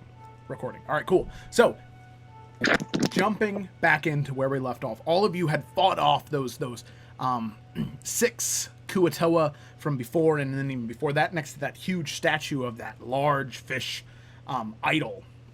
You fought off all of those ones, seeming like hordes of Kuatoa within these halls. As you sit and rest and reflect, ooh, man, is anybody talking to anybody, or is it just a short, silent rest? I don't know. I Music think is Alex is Wow. probably fairly silent. Sayla's being a broody person and sitting kind of by her lonesome. Al just flips through his cookbook. Alec will also be sitting by herself, and she'll have her sword crossed her knees, just looking at it. Okay. Alrighty. And then Cyrus, are you doing anything, or are you just kind of the same? Same. I'm just kind of polishing off some of that burden. Okay. Alrighty. So, as all of you kind of idling, focusing on your different things, nobody really paying too close attention to anything that's going on outside of where you're at, as in this area, it seems relatively safe. However, Alec and Al, the 2 of you being closest to the hallway, you do hear a sort of slippery footstep getting closer and closer to you. It doesn't seem It doesn't seem like it's trying to be stealthy. It's just kind of, and you can hear that right about here. When I begin hearing that, Al is gonna like quickly put away his book and get his crossbow out ready. Okay. Was it? So as the two of you hear that, you can inform your other party members if you'd like. However, all of you do see Al get his crossbow ready before he says anything. I think there's something out there. Alec will immediately stand up, getting her sword ready. Your feet, everyone. We'll just kind of like step in front into this hallway here. Oh, maybe if I can. So the rest of us have been alerted? Yeah. Cool, sorry about that. No, you're good. This. Okay. Alec is stepping into the hallway. I'm sorry, there was like a weird thing happening on my screen. That's okay. So as you step into the hallway and look around the corner, you anticipate to see a Kuatoa, but instead you see a frog-like humanoid. And you can see that he has got different like patches of leather and pieces of wood on him. His arms are colored blue and fade to green, and then on his like hands and feet they like come to red, and you can see that he's got a staff, what looks to be with like a Kuatoa skull on there, and he's got like little shells all around his body. He looks kind of like this. Frogman. So you see him sort of begin to Frogman. approach very slowly, and as soon as he sees you, he goes, sort of like throws his hands up. Slowly lower her sword. And she's like gonna put her hand up, like as if she doesn't mean him any harm. Use Al common? holds his crossbow, ready to shoot. Look, we'll shoot him a dirty look as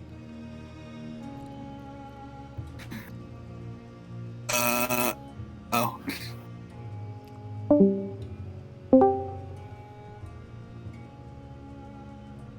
I missed something. No, what were you saying? Did you hear me? I did not. Okay, that's weird. I said that Alec is like gonna lower her sword, to put her hand up like she means him no harm, and she just asked if he spoke common. Well, that's my answer. Do I understand what he's saying? You have no idea. It kind of sounds like water's like sloshing on to a coast, but also there's like sand mixed inside of it. It's odd and really hard to understand. Doesn't appear aggressive though. No, I mean, his staff does have a skull on it, but I mean, he doesn't seem to be outwardly aggressive towards you all. He's gonna look over her shoulder at everybody else. What do you see?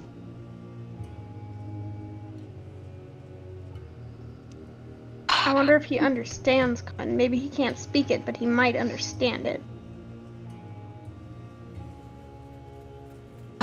See, I guess, Uncle will like take one little step closer to him. We are friends. No harm? She's like gonna lower her sword entirely. Stare at to lower his weapon. So you can kind of see that like his staff kind of like every once in a while he like lifts it up, but it seems as though he mostly uses it as like a walking stick. And he looks to you, and seeing Al and Sayla kind of right behind you, Alec, he'll look back and then look towards the pool behind him, sort of point the staff there, and then point it at you. You need to go into the water? And on some of the like portions where there's like that sort of thick bluish green blood, he points at that specifically.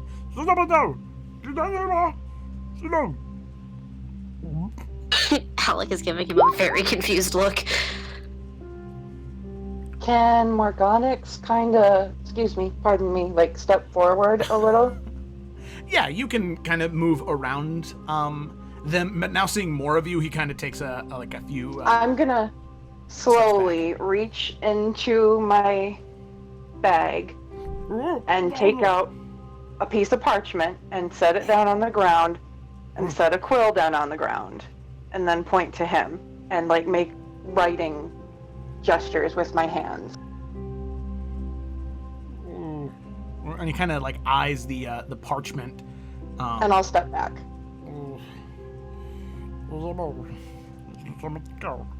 And he kind of like moves closer towards it. And he like picks the quill up and kind of like messes with the feather on the back. Oh, I don't know if he knows how to write. And he kind of throws the quill back down. And you can see him kind of like scoop off some of this like gelatinous slime on his side. And you can see he starts to almost like paint with it on the stone.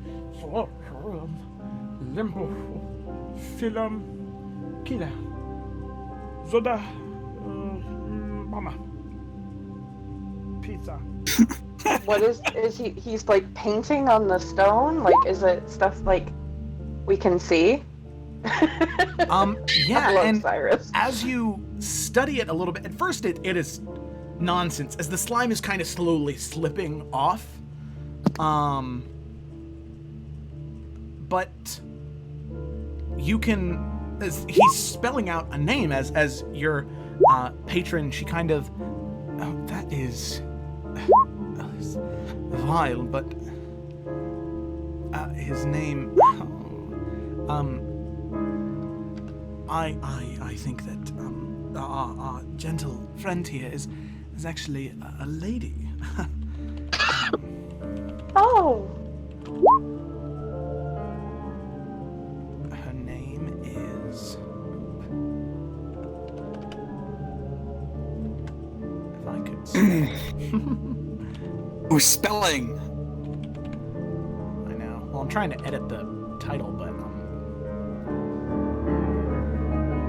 holy crap! All right. You weren't feeling the piano. I like turning the music down a bit. It's loud. Yeah. I added some new stuff and I hadn't had a chance to edit it yet. Oh, her name is Priestess Fro. Okay, and I'm gonna look back to her and I'm gonna point to her and say, Priestess Fro. That's what you said, right? And she kind of like hits her chest. And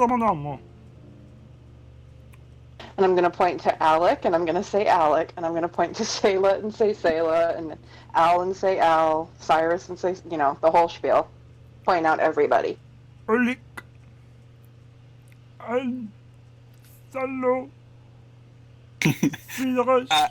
Al still has his crossbow ready to shoot. Okay. Like, will literally push his crossbow down. Al like kind of like brings it, kind of like brings it toward himself, like his chest. It's like.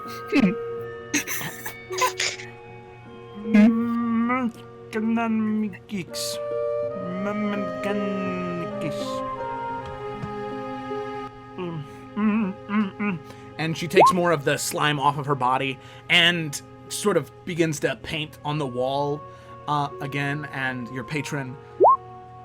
So it seems as though this creature, their leader, has been taken by the Kuatoa. Oh, and then as the Priestess Fro, she goes from one wall to the wall where she originally wrote her name. The slime is now slopped onto the ground. She takes more and goes back to that wall and writes on there. Oh, well, darling, you're going to get a kick out of this. These, I believe they're called bullywugs. These bullywugs, they've prophesized that 5 heroes would save their chieftain. Well, I think that you and your friends here have just become chosen ones. Oh, that is adorable. Of course, you could always tell this creature no and kick it into the water, and that would also be hilarious, but... Okay, so Morgonix is going to hold the sword, the hexblade, up to her face and just look at it and say, I could do with a little less commentary. And is going to lower it and look at the rest of the group. Did you just drop your sword? Yes, I did. So, Alright. Her Just kind of looks to the side. chieftain has been taken by the fish people, and apparently she's a bullywog, and there's a prophecy about 5 heroes that are going to save their chieftain, and I think she thinks that's us. What an interesting coincidence. Oh, does she know where they've taken them? Chieftain, we can get her back. And I look to the priestess and I just nod like, yep, okay. So as you nod, she... Why? And they kind of like... She kind of like jumps from like one leg to the other and does this like kind of little dance. As the like beads and like different pieces of bones and gems that are decorating her necklaces, they call kind of clink, clink, clink, clink, clink, clink together as she does this little jig. And she kind of turns around and gestures for you to follow her. Like, we'll follow. Okay, guys, I think we're following. Alrighty, so... Marching order. Oh, whoa, that's not right. Alright, so she begins to move this way. Doo-doo-doo, I'll down the be hallway. up kind of near the front in case she writes anything. Okay. She go. So she went back down to the statue that you guys originally passed. Okay, Oh, let's just skip over there. Yeah. over there. I couldn't see because my screen was What like the super, frick? super dark. There we go. Alright, so she moves over here. And then she moves down this way. Doo-doo-doo. Taking the dodge action. Yes. So it seems as you do what you originally anticipate for danger, you see out of that little lake right there, instead of popping out a Kuatoa, there's another similar frog creature that just sort of... And then It sounded like it said, I love you. flops back down underneath the water. And the priestess, she leads you back a little further. And... I love her, you guys. So you can see as you guys get to this area right here, all of this area, and I'll go ahead and mark this. Maps. No. Yeah, maps and backgrounds. That's what we want. I'm going to draw a shape. I'm going to make it hollow, but in this green square right here. If it'll let me draw it. There we go. So in this area right here, which hopefully you should be able to see okay. Yeah, kind of. All of that area, you can see that there's maybe 5, 10 Kuatoa, or not Kuatoa, bullywugs that sort of pop out and just sort of give a resounding and a little bit of like a shout and a cheer, seeing that, well, maybe the priestess's prophecy might be right. And the priestess, she leads you down further to here. And you can see, oh wait, you guys can't see her at all. She goes down this way. And you can see a very similar pillar there, except the one up closer towards the north of the map had been fairly untapped or unaffected by any of this. But this pillar is covered in different types of slimes and Kuatoa bones, a sort of shrine to them, and it still glows that bright blue energy.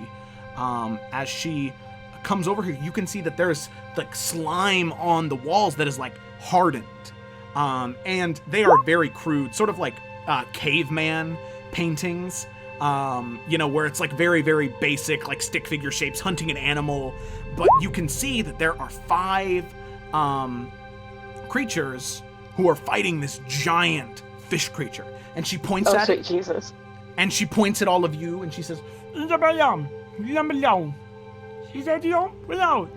like pointing to you and pointing to the picture, and you can see this like weird froggy smile come across her face as she seems genuinely excited by the sight of all of you. I'm gonna point at the Kuatoa skull on her staff and make like lightning come out of my hands. So as you do, she she like kind of like claps a little bit. Oh my god, I love her. Oh, I'm sorry, trouble. And she kind of like looks hopeful to you after saying whatever she said.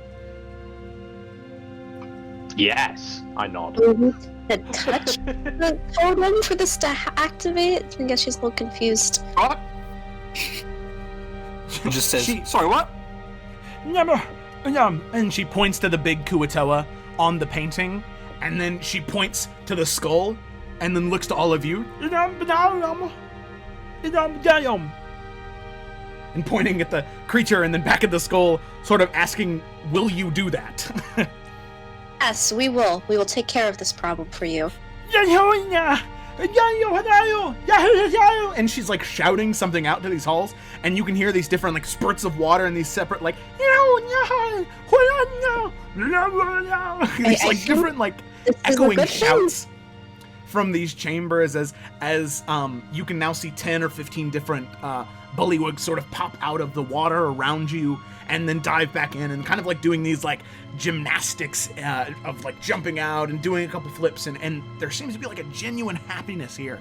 And she looks to all of you and she says it doesn't matter what she says. She takes a look at all of you and says she like kind of pushes past all of you back over here, and she's only about 3.5 feet tall. Oh my god, I love her so much. Yeah, and she sort of gestures for you to follow her again, now that you have accepted the quest. And she'll lead you back up to that original statue of that Kuatoa man. And then, let's see. The biggest person is, well, who is getting there first? Well, I'll ask that instead. Like, in all like honesty, Alec was like right behind her the entire time. I just can't drag my character fast enough. That's okay. Yeah, and Morgonix would have been right up there too. Okay, I'd say it so was Just in case. so she says, I make myself laugh whenever I say she says. She looks to Alec and like points at your blade, Alec, and then points at the statue and says, and makes like a slashing just at the statue. Okay. A confused look on her face and a little uncertain, Alec will attack the statue. Okay. Roll for an Al, attack. like, just his crossbow at the statue, ready for anything. Okay, all right. I get advantage because it's stationary. It's not very hard to hit because it's stationary. Okay, roll your damage. Okay. Yeah, take those things off because There's no divine fury or rage. Okay, so as you bring the great sword around, it cuts into this like kelpy stone and wood statue and cuts about halfway through it. Go ahead. Or do you want to strike again? yeah. Roll another attack. That's still a And hit. Morgonix is gonna ask, do you want some help? I think I have this one. Yeah, so with that, you twirl it around using the momentum and you cut the same place as the first slash, and as the statue breaks and cracks and falls over, you can feel yourself become stronger, tearing down this monument to this self-proclaimed fish god. Let me move this to that layer. As the statue shatters and cracks, it breaks and falls to pieces. And having destroyed this monument, For the next day, you have +1 to attack rolls against Kuatoa. Okay. Holy shit. Gee, I wonder why we'd need that. Cough. Okay. She looks to you. Alec will, I guess, just incline her head to the fish or the frog guy lady. She will say, have we killed your monster? She kind of and like shakes her head. And you think, What, you thought that was a monster? if she could speak, she'd say, "How stupid do you think I am?" As she's like shaking her hands in front of her face, sort of like looking down at the ground, laughing.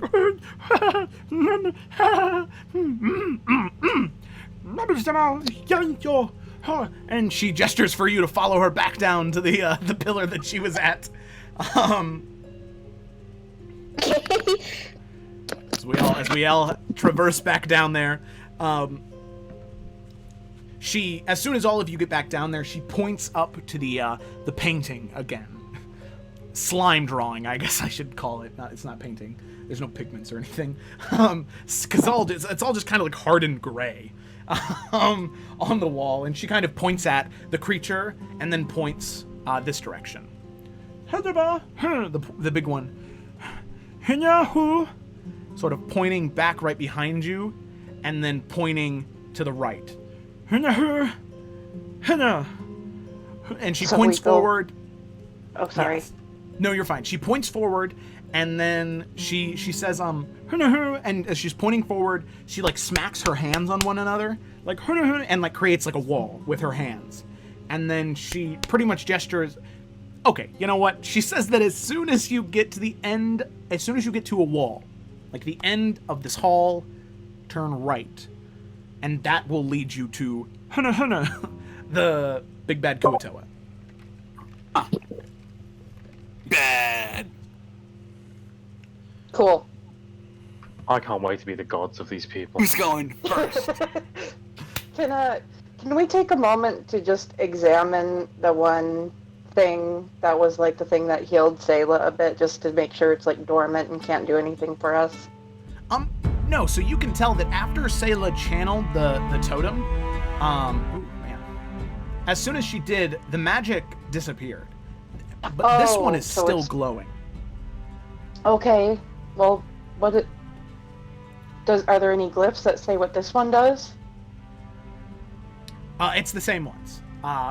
Recovery, recovery, protection, and resurgence. There we go. Woo. The protection. Morgonix is going to look at the others and say, maybe Cyrus should take protection? I mean, I won't disagree with that. I'm not trying to be rude, but you seem like the easiest to hit, maybe? What are you talking about? And I take a swig from the bottle. Yeah, that. I think that would be a good idea. And then? Everyone okay with that? I kind of look over and I'm like, I think she means you're the weakest link when it comes to getting hit. Even though I'm the one that keeps dying, I just take it. Trust me, it sucks to be in my position. Well, it would be fair for her to have both of them. Yeah, I'm gonna do that. Sure, why not? All right. So Trying to find an in-character way to say who has the lowest AC. But I have played sorcerers, and they are squishy, so... Oh my god, yes. So, Cyrus, as you take the next 10 minutes to channel from the totem, you can feel the energy course in you, and as you choose to take the protection rune, you can feel your skin begin to be covered in a similar sort of like slimy gelatin. You don't feel it.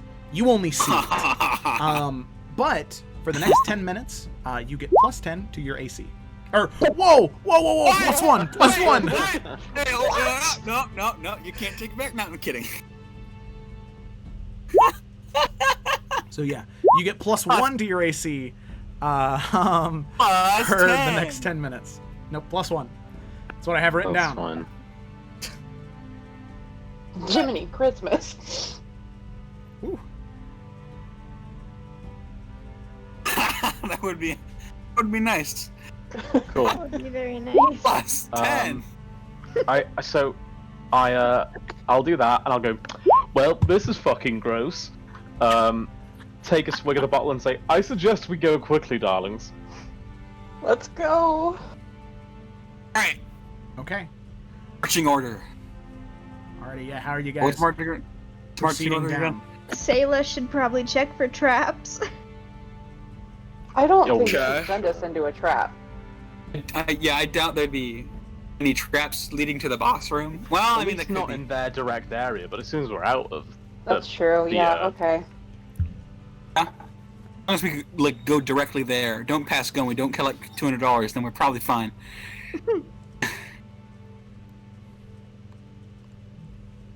Okay, so, what is the marching order? Yes. I'll go right after Sayla. I'll go after Alec. I'll Okay. go after Morganix. I mean, I don't really particularly want to be in the back, but Oh, sorry.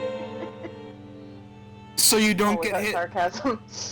Alright, so And once I we can get go in the past- back because I'm useless at close range, so I mean, I'm Once we pretty get much past useless. the wall here, is she going to seal it up? Is that what I understood earlier? No. This is just to Indicator? indicate what seems like is the Bullywug territory. Okay. Yeah, Okay. we're Get going past all it, the that's way to when the I'm end. gonna start checking for traps. Okay. Okay. Alrighty, go ahead and roll an investigation check. Alright, let me close NPCs. So many NPCs are. Yeah, I decided to break them up into subfolders just because that seemed cruel to not. NPCs. You said See. investigation, correct? That's the one. Investigation. Why? Ooh, Oh, okay. Okay. Investigate. Um, Let us investigate. Okay. So, as you make your way forward, for one, as of right now, you don't see any traps in this up until about here as you're continuing to move forward. However, you do see another fish, like Kuatoa statue, over there. So I see another one of those statues. Should we go smash it? Absolutely. Yes. I'm gonna smash it now. All right. Who is smashing the pillar? I think Is Al it- is because he just took off. I did. No, I thought- Alec took oh, off. yours was invisible. I seen somebody take off and I thought I it was would you. be sorry. I'm trying to see more by stepping forward. Well, I smashed the last one. I'm Myself who as knows well. what What? it's- I'll do one if no one else wants to. And I say that is a good idea. Let's just boost everybody up. Why not me? Oh, I Al, mean- if you want it, go for it. I'm gonna do it. Smash this puppy. Alright, I'm just gonna use my. I guess why not?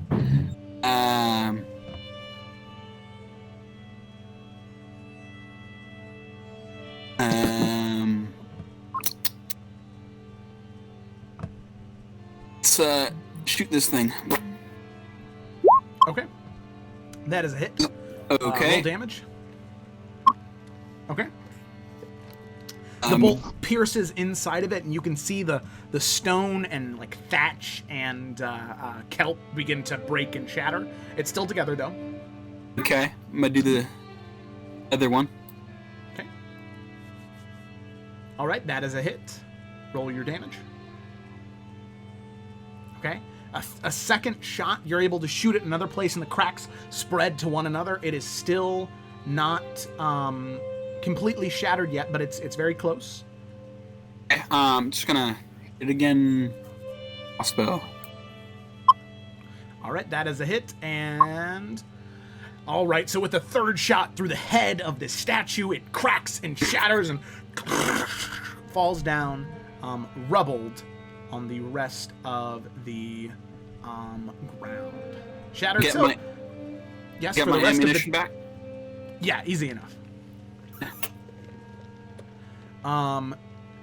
So you get +1 to Kuwatoa for the rest of the day until you take a long rest. Okay. Should I write that down, or are you just gonna keep track of it? I What should I do? I would. You should remind me anytime you go to make an attack, because I'll try my best to remember. But with how much stuff I have to also remember, sometimes it gets a little hard to remember that. So as long as you remember it and tell me, it should be okay. It's +1 to hit. Yep, just +1 to hit, not +1 to damage. Gotcha. Okay. Why don't I just? Can I just add it to my attacks, and then I'll just remember to take it off later? Oh, sure, that's fine. Okay.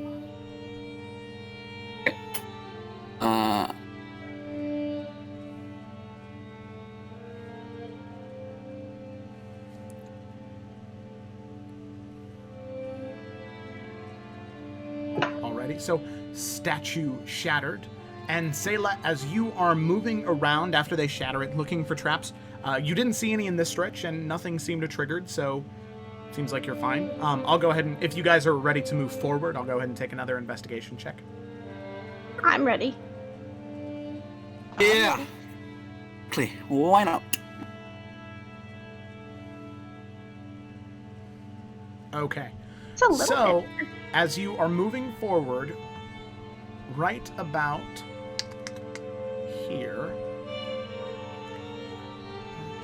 Sure. Gray, yes, right about here, you, oh, wait a minute. See anything? Oh, okay, it's because I did it wrong. All right, that's fine. All right, so right about there, where that gray and red Shape. blip is right there, you can see another pressure plate elevated up. Ooh. Take Okay. the pressure plate. So I warn everybody that I see another Pressure one. plate. The pressure plate. The pressure plate. Oh, we can use this trap if you don't. This way is the boss room, correct?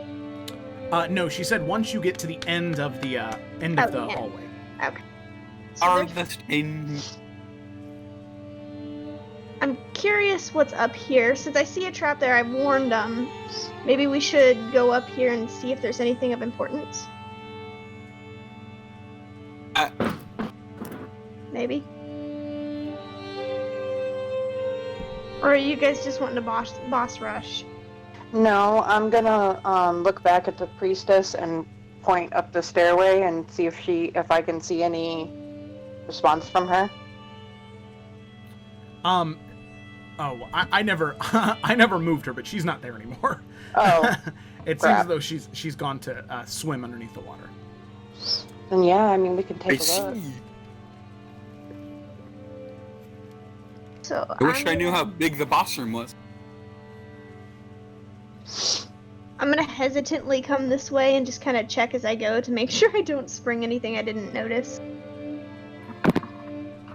Okay, go ahead and make another investigation check for me.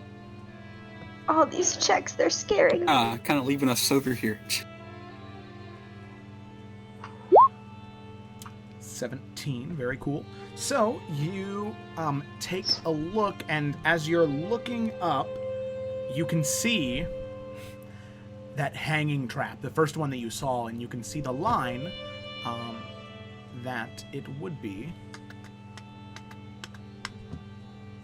The tripwire is right here. Nice. E. So if you'd like to disarm it, go ahead and make a Thieves' Tools check. Okay.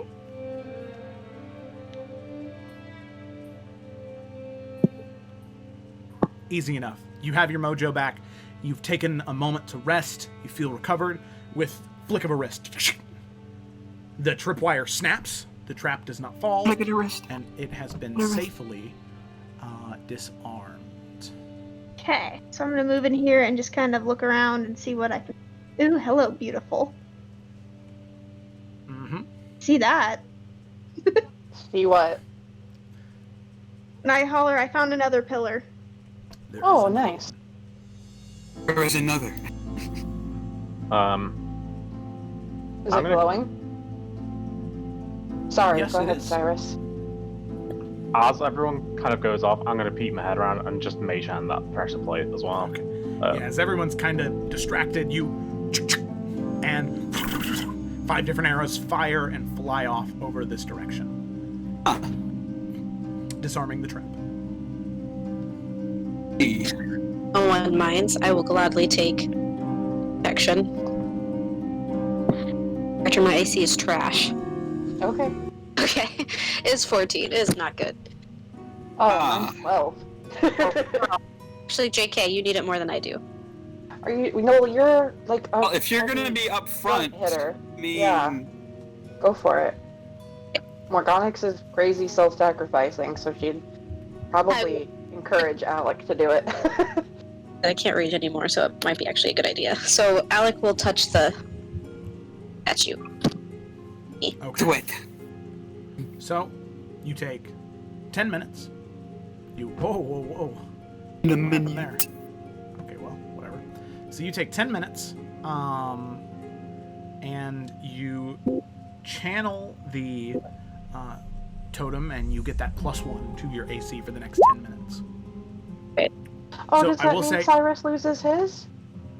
Oh, yes, it would. Oh, that's okay. That's right. I forgot I designed that so you couldn't abuse it. Well, now I feel bad. I mean, I forgot to I forgot to say that. So yeah, you can choose to I can do Sorry. something leave else. Oh my goodness. Okay, well, Cyrus really needs it, like all of our squishy friends. So I will not take it. Okay, so this one's been disarmed as well, correct? Yep. Sweet. So are you using the? Oh, okay, alrighty. So I'm not gonna take the tide from Cyrus away. Like that would be dumb. So I'm just not gonna use it. So I noticed that we've gotten water around us, so I'm like, okay, so we need to be on guard. So I'm like ready to fucking not. You don't want to go through that again. Please. And I'm gonna check this hallway here for anything. okay, go ahead and make a investigation check again. As you're checking here, right? This hallway here. Okay. Being super uber careful. Okay. So you Oh, take God. time, you study down the hallway, and it seems as though there's no traps there. It seems like nothing really catches your eye. Word seam. Walk along the edge just to be safe. So real quick, sorry, 1 second here. Let me do something real quick. All right. So as the three of you begin to move and step, and then Cyrus and Al, are you also following them? Al is looking the left and right. If the left would be, I don't know, like this way ish. Okay. Yeah. like, I'm like still looking around kind of- in this area right here. No, curiosity and like that. I am following, but gingerly. All right. So maybe about 10 feet behind. Yeah. Okay.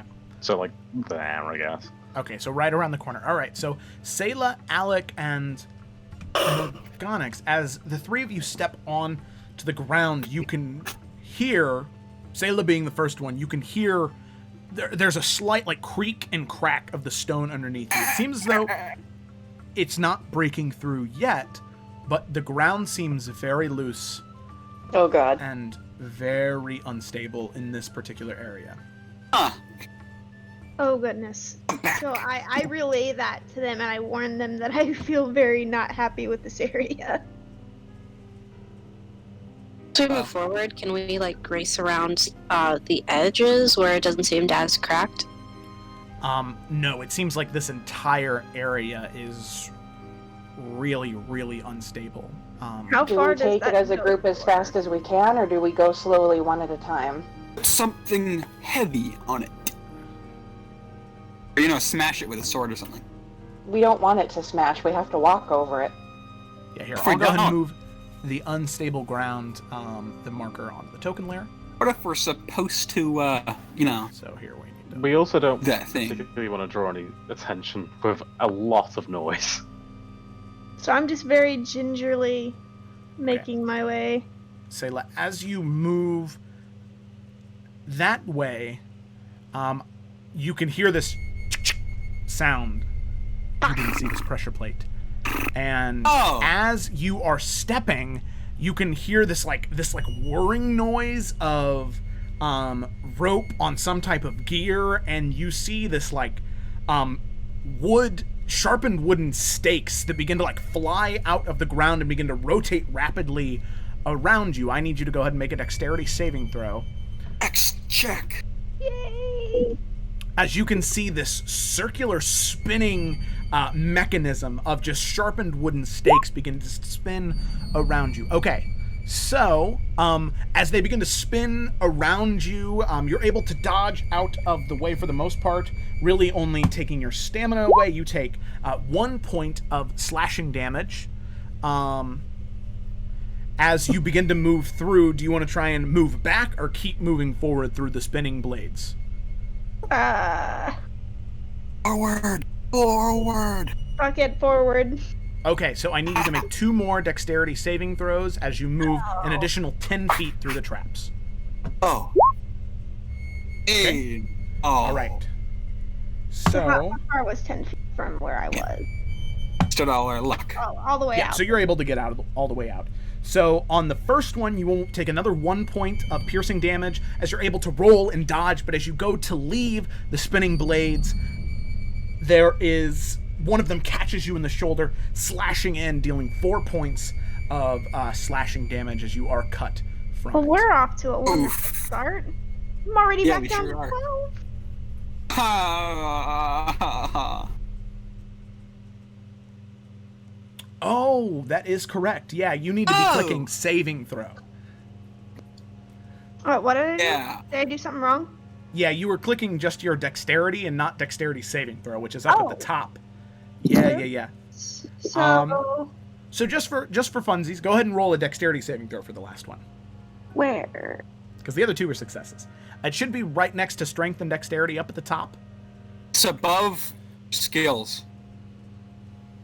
Let me. Below your proficiency bonus. You should have a check next to dexterity, because I'm pretty sure rogues are proficient in it. Oh, up here. This one? That is the Yep. one. Okay, and lo and behold, instead of taking 4 points of damage, you take 2. As soon as it's about to cut your shoulder, you duck and dive out of the way, landing flat on your stomach outside of danger. And you can see now that as the faster and faster these blades spin, the more unstable the ground gets. And Sayla, Alec and Morganix, you can feel the ground begin to shake the faster and faster these blades begin to spin. So there are 4 of you who have not crossed this bridge yet. What are you doing? You Can can I see that yell at them stone to begins go to back? drop. Yell at them to go back? Yeah. You can, yeah. It's totally not fucking safe, and I don't think they have the dexterity to get through that, so just go back. I'm gonna call out and ask if Sayla can disable that thing before it takes the whole tunnel down. Can I look around and see if there's something I can do about that? Yeah, go ahead and make an investigation check. Nice. Okay, so you can see that while it is spinning, there is a small alcove right here in this corner. And it seems to be that is located somewhere where the gear is that is spinning this thing. And the more time you take, the entire the walls and the floor is beginning to shake and crack more and more and more and more. What are you doing? Which corner was that? Which corner It was was that? right here. I'm not seeing a blip. Me either. Oh no. Try again. Oh, sorry. It's because I'm on the GM layer. My bad. No, not over there. Down here. Okay. So it's back on the unstable ground, and you're able to move around the spinning blades, and you can start to work on it. Go ahead and make. I need you to make 3 Thieves' Tools checks, Okay. Oh. as this is a really complex mechanism. Okay, Nice. so the first one, you kind of get it stuck in there, and you can feel it begin to jam, and some immediate pressure begin to apply that might end up breaking them. You pull them out, you recover, and you start to work, and with 2 successful ones, you're able to... And eventually the spinning blades, they begin to spin faster and faster and faster until they just kind of... Like there's this screeching metal noise as they stop and halt, and they begin to... The wood and metal that was bracing them begins to bend and crack and sends the entire mechanism about 10 feet to the right. Just... And this entire area of the floor where it was at is ripped up with it. Oof. So there is now this huge puddle, or this huge hole in the floor. Gaping. Right there. Gotcha. As it just kind of rips it out. There water under it? Yes, that is what that. Gotcha. Yeah, that's what that's supposed to mean. So Gotcha. because there's water, I'm gonna scoot on back to like right here. Okay, and as you get there, Sayla, you can hear coming from behind you. Not any footsteps as you look back, but you can hear somebody chanting like this. I'm just kind Somebody of like, chanting okay, in this fuck. very deep, throaty noise. What are the rest of you doing? I'm gonna shout out, guys. We can go around, like if we're quick. How? Like, I'm shouting, like saying down here, and we can just jump across. Do that. Like we'll Right. race over. I'm Samesies. going to preemptively shock this water. Okay, go ahead and roll an attack so you can roll some damage.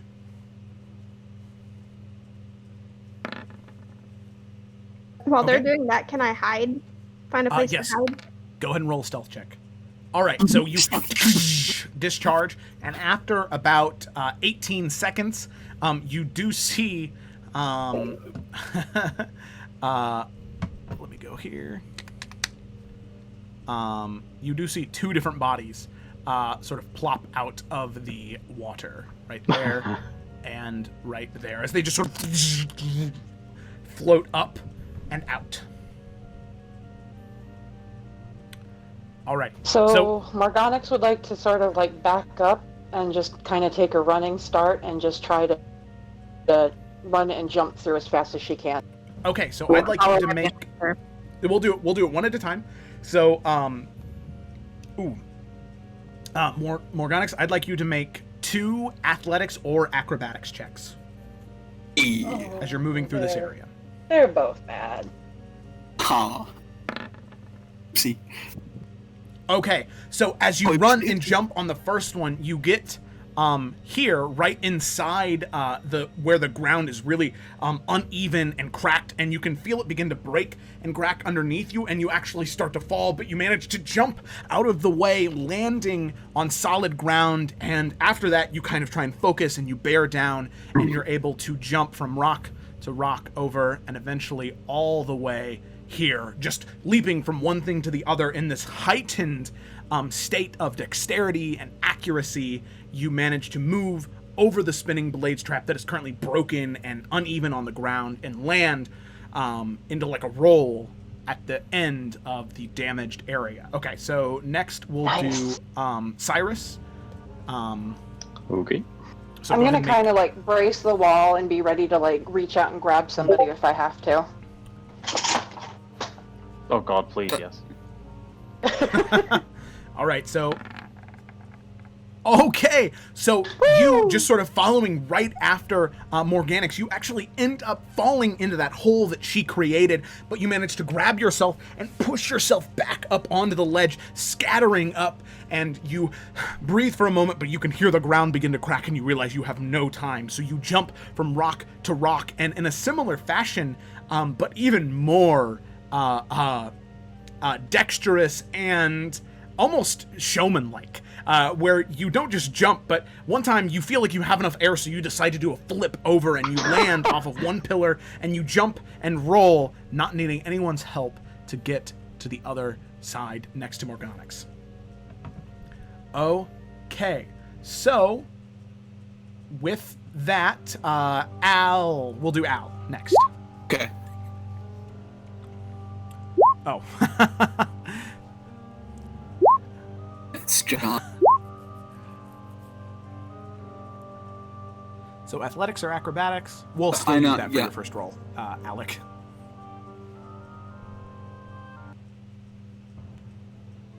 Okay.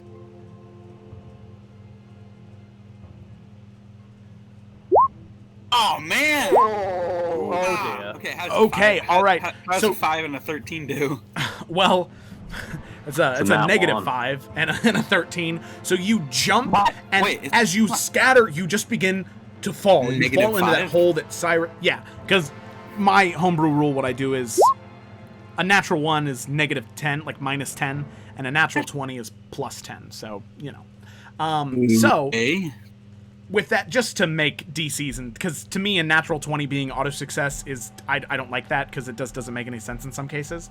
Instead you jump. Rules is written. I know, but I'm the DM, so I can choose what rules I take and what rules I change. So you jump across and you land into the same hole as Cyrus and Morganix created, this larger 10 by 10 hole, and you just begin to scatter and you begin to fall. However, Alec, with your higher roll, you're able to jump and sort of grab him, put him back on his feet. And Alec, I'd like you to make another athletics check. Okay. Alec, you already made your Oh. second one. Oh. Yeah.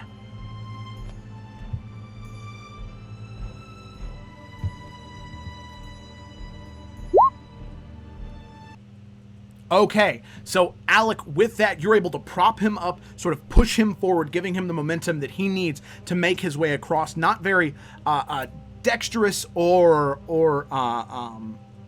fancy, but he's able to jump from rock to rock, you sort of hanging out behind him, making sure as you're able to push yourself off, giving enough force and momentum to eventually get both of you over the edge and out of the danger.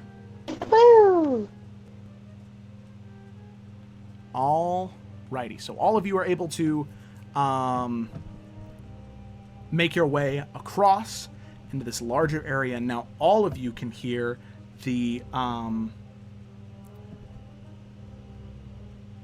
you can hear that chanting coming from the opposite end of the chamber that you are at. So what would all of you like to do? I'ma stealth up and like hide behind corners. Okay, so sorry, what was that stealth check that you rolled? It was a 15, I think. Okay, I mean, cool. yeah, 15. All right, so as you are stealthing around and moving, as the rest of you get across, none of you can see Sayla, because nobody's passive perception is higher than 15. So as all of you get over there, none of you can see her, and I would just like to take a moment.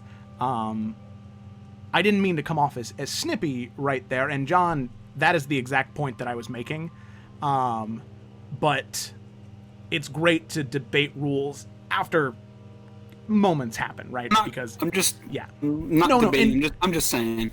yeah, and I get it. Yeah, it's perfectly fine, and that is actually the point that I was making, is that nat 1s and 20s really only mean something during combat, and during ability checks it doesn't mean anything. But in order to make it mean something, I decided to add that homebrew rule, which I believe is from 4th edition, actually, that you either get minus 10 or plus 10 for ability checks and things like that.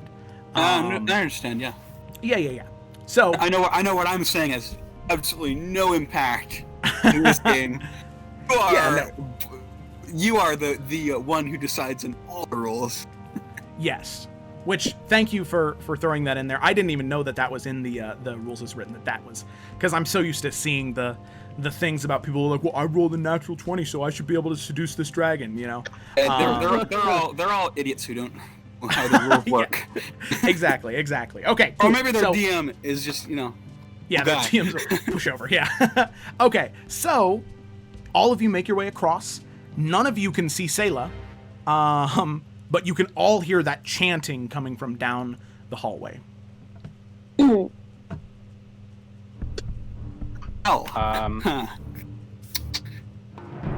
Is it okay? Are these things, or just from the art? No, they're pillars that support the ceiling. Hey, okay. Can I get behind a pillar and look around the pillar this way? See what I can see around here.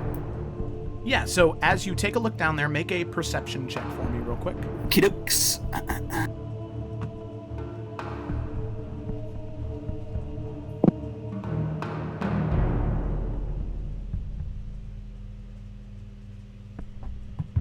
Okay, so you are able to see, at least as of right now, for one, you're able to see what looks to be like a coffin of some sort, a stone sarcophagus at the very end right here. But you can also see standing directly in front of it is a very, very large Kuatoa. It seems like his mouth is even bigger. He's very fat, and although the other ones you saw had this thin coat of slime on them, he is covered in it. There's maybe an inch thick layer of slime completely coating him around his entire body. And you can see what look to be 4 different of those same smaller Kuatoa that you saw earlier, and there is one large bullywug, and he's decorated in these wonderful displays of color and feathers, and he's got these glowing gems around his neck, and you could most likely assume that this is the chieftain. So I will go ahead and, just so you know what he looks like, go ahead and share this with you guys. So you can see him there, glowing gems, leather and tunic on top of his body, large belt. His weapon isn't with him, but he's got these different plants strung around his head like a crown. And he is sort of tied with kelp and rope and sort of weighted down with stone. Yeah, and as all of you approach, I'm assuming everybody is deciding to take a more stealthy approach. Yep. Okay, so I'd like everyone to roll a stealth check then, please. I'm just gonna stay behind the pillar for now. Okay. Including me again? Do I need to? No, you're fine. Should I still make a stealth check behind the pillar? Yeah, just since you're actively trying not to be seen. Yeah, okay. Oh. Schnikey. And then Alec. Oh my gosh. All right, Sayla. Anything that you were feeling about confidence surrounding your allies goes away in this moment as you are hiding in between shadows, sort of layering yourself, throwing your cloak up so you meld in with the stone more. All of them bump into each other, scatter rocks around. You can hear Al, he's trying to be quiet, but he keeps going, interesting. Sort of looking down the hallway, and you can hear Morgonix every once in a while whisper to, it seems like her sword, shh, quiet, stop. Alec bumping into, and Cyrus, oh god, and sort of clicking and clacking his bottle, just this cacophony of noises. And you are so frustrated, but that frustration goes away the moment where that chanting that was happening, that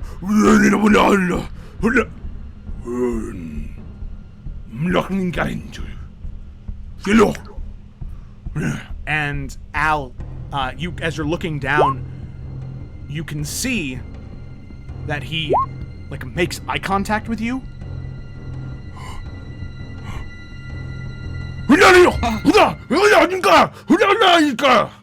And as he begins to shout out commands to the other Kuatoa there. I just at him. Does he start as I see him look at me? Yeah. Can? Yes. Just take a normal shot with my heavy crossbow. Okay. Yeah, sure. I'll allow it. Ew. Nice. Ow. Hey. The 21 hit? 21. Interestingly enough, as you shoot, whoosh, Doesn't and hit. the bolt flies and it hits him. But Oh. that gelatin, that slime on his body absorbs the hit, and then it just kind of slides off of his body. Oh. Okay. Assuming that piercing damage does nothing to him. Okay. Alrighty. Guys, I I'm thought I useless. hit my I'm token useless. before I rolled initiative, but I guess it didn't work. That's okay. I can add it. Oh man. Ooh, yeah, I can add it though. I just Isn't need to it roll letting me- initiative for these guys real quick. Wait, hold on. Click on my token, you stupid mouse. Okay, initiative. Ooh, the best. All right, initiative for him. Wait a second. Oh, I should probably. Kuatsoa whip. Initiative. There we go. That worked wonderfully. Okay. Oh yeah, I'm gonna be dead last.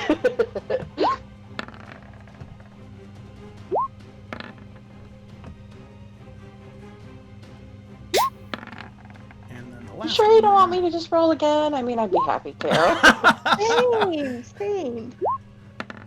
All right, there we go. We got him. And Morganax, we just need to add you down here. Add a turn. And that is a... Whoa. So it's enough. May as well be 0. Yeah, because technically it's a negative 8.2. Okay. All right. There we go. Perfect. Wait, what? Descending.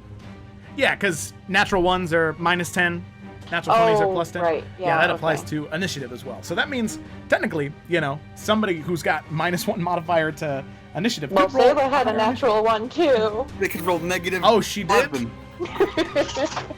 Aha! Thank you so much.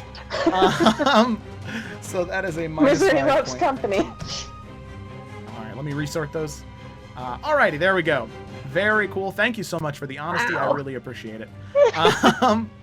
Okie dokie. So that actually brings us first up to this fish right here. The Kuatoa. He is going to run and he's going to dive into the water and then he is going to disappear. Okay. And then For his turn. that is the end of his turn. All right. So with that brings us to Cyrus. Should be wary about the water behind us. Well, I was about to say, yeah, I'm getting the fuck away from that ball Yeah. behind me.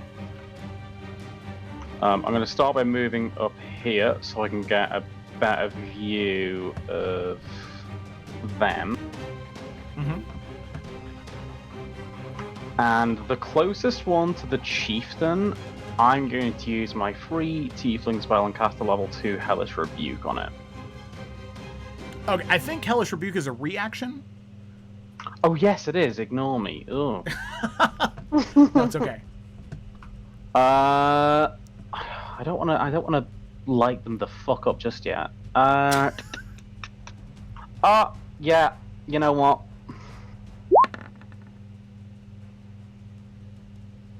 Okay. You said the one closest to the chieftain? Yeah.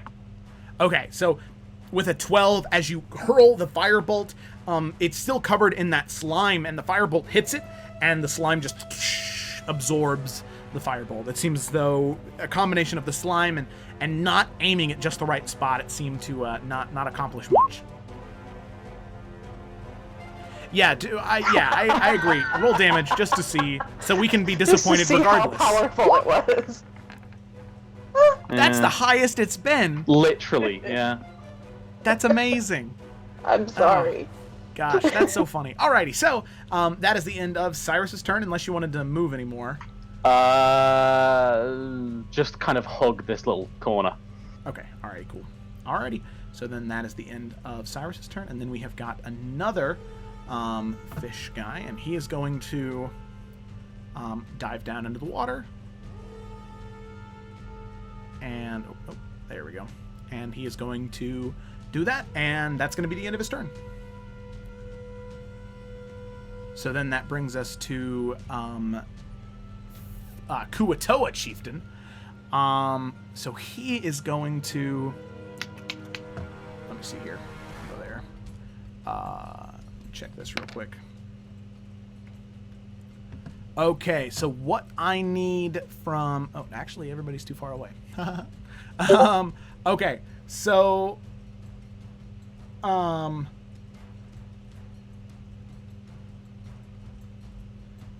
Okay,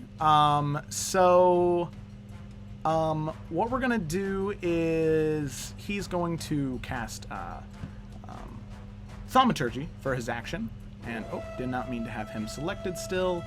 And he is going to sort of make his voice boom out even louder, and in words that none of you understand, he's just going to begin to shout and chant and do a collection of different things that makes him feel better. But to all of you, it seems like it really does nothing, at least as of right now. Alrighty, so then this fish individual here is going to do the same thing. Is going to jump in the water. And... Oh, we're going to jump in the water before we hit him. Okay. Yep. So we're going to go with, there we go, and he's going to come right here. And that's the end of his turn. All right, Al, it is your turn. What are you doing? I'm going to, great. I'm going to get out of my little cover here.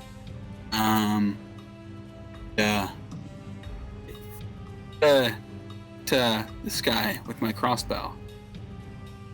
All right, the main guy? Or the chieftain? Yeah. The frog chieftain, you're going to shoot him with the crossbow? Did I shoot? Wait. I mean, this is the only one who's not in the gray right now. So I will say that he does look very similar to the priestess Fro that you met earlier, and she did talk about saving her chieftain. Oh, wait, I'm an idiot.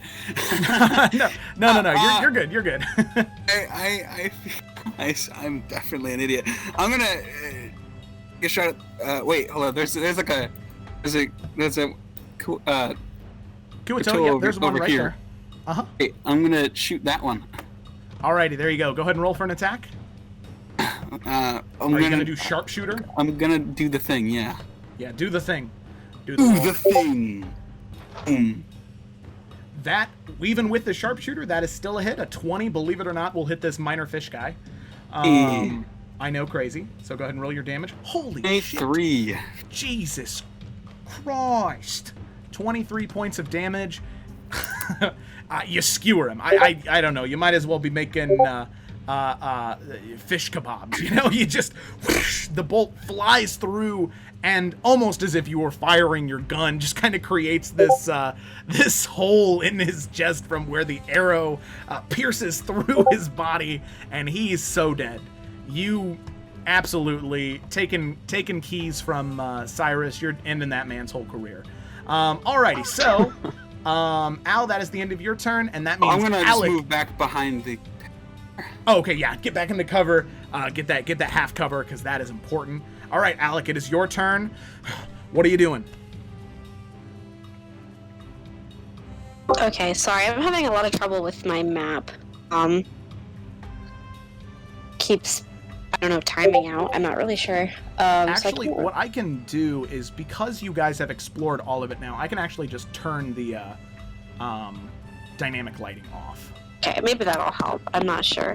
Yeah. Now, if everybody should go ahead and refresh their page now too, or actually, it should. See clearly now. Yeah. Did it work for everybody now? Yeah. So, Wowzer. Yep. Okay. Hopefully that'll help, because I know sometimes dynamic lighting is not. It's finicky, especially because it's a premium feature. You'd think, this should work. Yeah, you would think. Can I move? I'm not gonna go like in between the two water spots because that's silly. But I'm gonna walk like to here, just about. Can I see any of the fish people other than our big boy fishy up here? If you want to make a perception check, it would be, well, with your passive perception, which is what, 12, 13, 14, 14 27? actually. 14? Okay. 14. So with a 14, you are actually able to just barely able to see that right here, it seems as though those three that sort of swam off into the water, it seems as though all three of them have clustered themselves around here waiting for somebody to move forward through this area. So luckily this one is just out of range of you right here, but you can see him as you're beginning to run past. Okay. Yep, that one right there. You're just out of his range unless you wanted to move forward to hit him. Well, I will go to him. Okay, so as you go to him, he does get his held action of a spear strike. Okay. That is a 20 unnatural. And that is 4 points of piercing damage. Yeah. So there you go. Alright, well I will greatsword him in the face. You indeed do. Go ahead and roll your damage. Don't forget about your Divine Fury, because I think that still happens even if you're not raging. I think it only happens when I'm raging. Let me read it real quick. Really? Yeah, when I'm raging. Whew. Alrighty. Sucks No when I'm ice crystals raging. this time. Yeah. Yeah, 2d6 plus 4 is still good. Yeah, I'm learning. Played Alrighty. before. So 9 points of damage. You wheel around and slice him across the chest. He pushes back off of the wall. He's still alive and hanging in there, but not dead yet. All right, anything else? I'm gonna move, like, staying in, like, his range. Just move right here. Okay, alrighty. So you're gonna kind of move across so you're not directly in line of sight of the main one. Yeah. Or the other guys hanging out there, but yes. So That'll be my turn. That brings us to the chieftain's turn. The chieftain is going to try and make a strength check to break himself out of the binds that he currently has. Edit this. Binds. Aim if someone were to shoot them with a crossbow bolt. Holy shit. Yeah, if you could aim that well and try and I mean, I do have sharpshooters. that is true. You know, you can If I certainly try. if I don't do the thing where I -5 to my hit. Okay, so you can see him as he begins to his arms are behind his back and he's bound in several different places. He just begins to kind of flex and move his arms, and he lets out this deep guttural as he's trying to rip these, and you see some of the kelp begin to snap and break as he's part of the way to breaking himself free. Alrighty, Sayla, we're on to you. What do you want to do? Oof. So these Kuatoa, the only one you can see is the one that Alec just hit, but these two you're not able to see. Okay. So you have no idea that they're there. Is this one in the water or is it out? It's kind of out of the water after Alec hit it with the sword. Can I stealth up and sneak attack it while it's busy with her? Oh yeah, for sure. Go ahead and you move up. Go ahead and roll for your attack. Awesome. Easy enough. I'm gonna attack. I'm gonna attack the short. Alrighty. Sadly, that is a miss. As you trying to, well, actually, if you stealth, you have advantage on the attack. So go ahead and roll a second roll there. Okay. Yeah, since you are stealth, he doesn't know you're there. Okay, an 18 will hit. Go ahead and roll your damage with your sneak attack. Oh, yikes, amundo. All right. That guy did. 18 points of damage. He's hella dead. As you swing the sword around and slice under an underhand.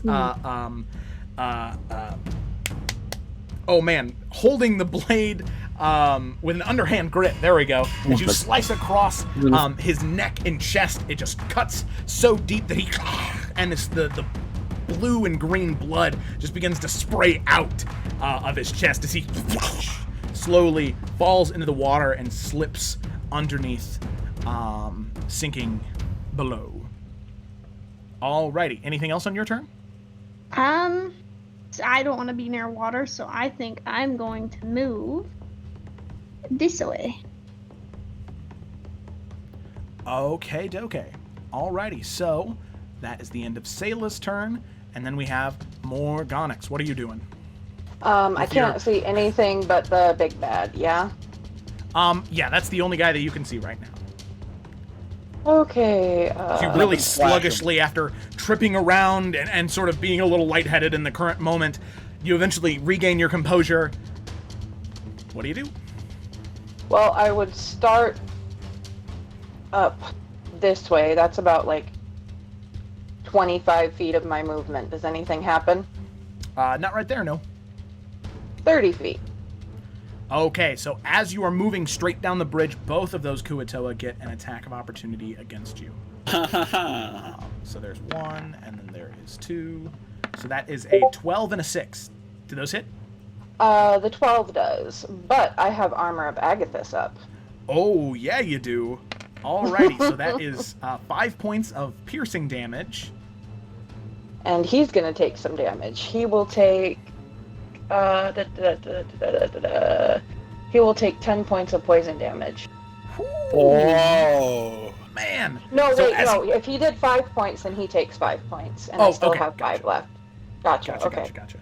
Okay. Oh wait, not it's 10 plus 5. There we go. So as he stabs in with the spear, as he does, he pierces through that purple fog around you, and almost like taking the cork off of gas, it just sprays out at him, and he sort of, as his nose and mouth begins to froth with this purple poisonous energy. He's still alive, but he did not like that. And all right. which one was that? The right or the left? That was this one right here. Okay, so on that one, I am gonna use the Hexblade's Curse, which I've never done before. Curse ends. It's a bonus action. Okay. Damage bonus rolls equals your. Oh my gosh, that's awesome. And I'm starting to feel like I'm still channeling that Preston rage, and I'm starting to feel a bit more capable. And I'm gonna take a swing at him. All right, go ahead and roll your attack. Never forget. That just barely hits, just barely. Go ahead and roll your damage, and then you also get +3 to it as well, correct? +4. +4. Wait, Oh, wait. What am I Yeah, adding? I'm adding. Oh, my proficiency. Yeah, is 3. okay, so that is 8 points of damage. Okay. So as the purple mist sprays out at him, and as he's sort of recoiling back, moving very chaotically, you twirl the sword and slash it at him, and it manages to cut through into his arm and part of his chest, and he begins to bleed out. He's still alive, but he looks really, really injured. So I think what I'll do is, so you know that he's bloodied, I'll put that right over there, so you know which ones have been damaged quite a bit. Starting to feel good about this. Yeah, layer GM. Okay. Proficiency is. Wait, what is my proficiency? Yes, it's proficiency +2 or +3 at 3rd level. It's +2. I'm sorry. Sorry. I was No. in my head. I was thinking my warlock level. I don't know why. Okay. No, you're fine. You're fine. Thank you. I'm really sorry. No, it's okay. It's okay. Alrighty. So then we have, that's the end of your turn, and then we have Kuatoa 1. He's going to go ahead and take a swipe at you again. Not learning his lesson. 15, which is a hit.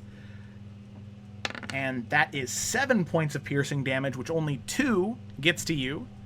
And he takes 5, sorry.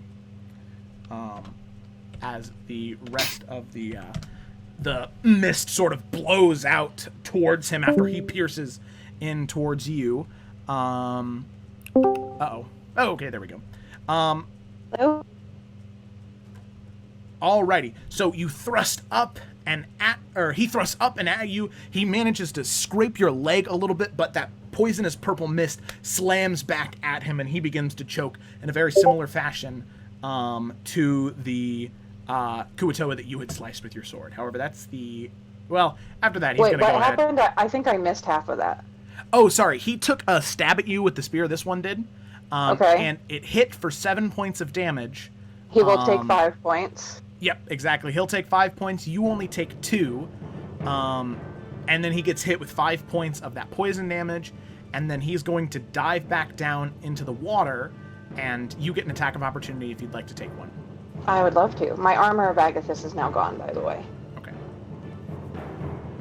Oh, wait, I hit the wrong thing. Do you still want to use that attack roll? It's the same, right? Yeah, that's fine. That's fine. And you can just click the hexblade damage Okay. up there. Because it's Whoops. the same. Oh, okay. Well, both those are hits anyway, so... Holy crap! Oh, but that one's not cursed, though. But No. But Wait it's a minute. still decent damage. Wait a minute. So as he takes a swipe at you, like a thrust at you with the spear, you twirl around and slash him with the sword, and before he's able to dive back into the water, you make contact, and you cut through right at like the base of his neck, where his head meets his shoulders, and just with this like slight 1-inch incision, Attack on Titan style, you cut through, and he just goes limp and splashes into the water and begins to sink. All right. Sure. So there you go. And then Cyrus, it is your turn. What are you doing now? I'm gonna move up behind this pillar. And I'm going to go for a big dick spell on the chieftain, not the bro chieftain.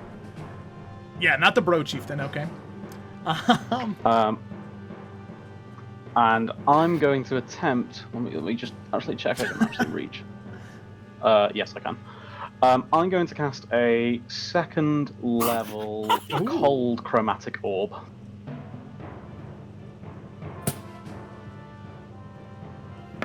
That rolled it at 1st level. Nice. That wasn't meant to happen. All right. Well, that is still it. Oh, if you need to. Oh, yeah. Go ahead and roll it. It's make sure that it casts at 2nd level. And Yeah. we'll use that same 25. Well, I can 'cause just it roll doesn't- an additional like D8, I guess. Oh, yeah, that's fine.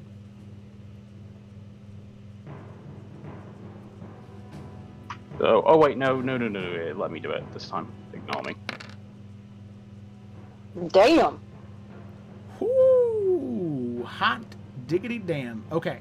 And then you said lightning? I was gonna do cold. Oh, okay. Alrighty. I think thematically lightning probably makes more sense because I've been zapping the living shit out of them in here. Yeah, here, real quick, make an intelligence check for me again. Where are we?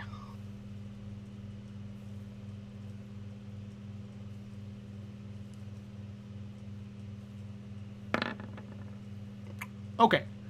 You remember very briefly earlier when you used Shocking Grasp on the one that you could see and you grabbed it and it hit, the slime that it had sort of peeled and fell off. Hey. So you can't use cold still. It's up to you. No, I'm gonna use lightning. I'm gonna shock the living fuck out of him.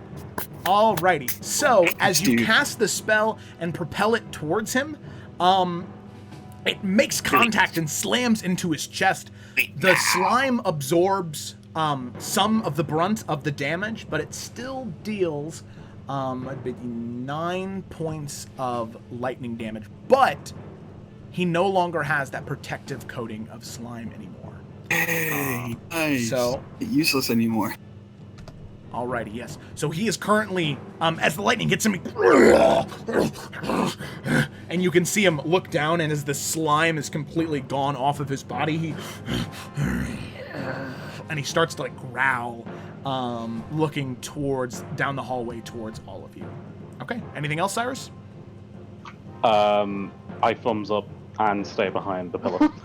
Okay. Alrighty. So then we have this one who is going to make a spear attack at you, Morganix. That is an 11, which is a miss. And then he is going to... Actually, you know what? He's going to stay there because he doesn't... He saw what happened when his friend tried to run away, so he's not going to... all right. Are you sure? Okay, so this...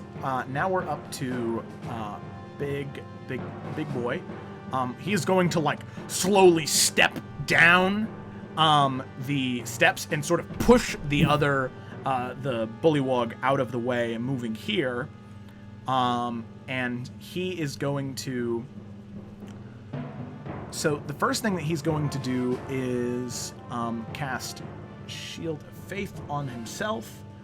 So he gets +2 to his AC. Alrighty, so you can see him. He sort of gives out another like low, like echoing bellow, and his body isn't covered in slime, but there's this like translucent blue energy that just sort of covers and reverberates off of him, and you can see that there is a similar energy coming off of the coffin behind him, and it seems like it's almost mimicking that. So, he's gonna cast that, and then he is going to use a, oh man, it's not as good since he doesn't have a lot of friends left, but he's going to use a villain action, and he's going to look towards the one Kuatoa that's standing next to you, Morganix, and he's going to go, and he's going to, and go to, up to thrust and stab you again. So taking his command, that's a 21. And that is, 8 points of piercing damage. Okay. With the thrust. And then, in the hopes to finish you off, using his action, not his villain action, he is going to use Sacred Flame on you. So I need you, I need you to make a dexterity saving throw.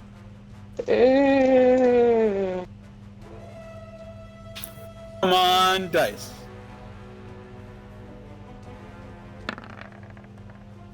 Okay, so that is just barely a success. So you can see him conjure this like billowing blue light of energy to slam down on top of you, but you just manage to sidestep out of the way, and it leaves this like crispy sparkle right next to you, and you realize that it's good that you were able to dodge out God. for many reasons. But then he is going to... Let's see if he has enough movement left. No. Not what I meant to do. Okay, so he just barely has enough movement to get in the water. However, he's not able to submerge himself yet. So he just splashes into the water, creating this great wave around him.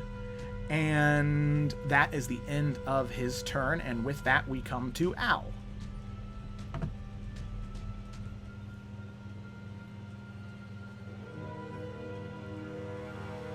Uh-oh. Is he muted? Maybe, or maybe he might have had to get off. Not exactly sure. We'll go ahead and, as soon as he gets back, we'll come to him, but for right now, we'll go ahead and move to Alec. Okay.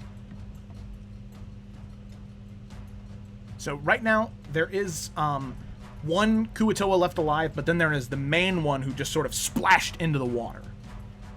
I see. But he didn't submerge himself, though.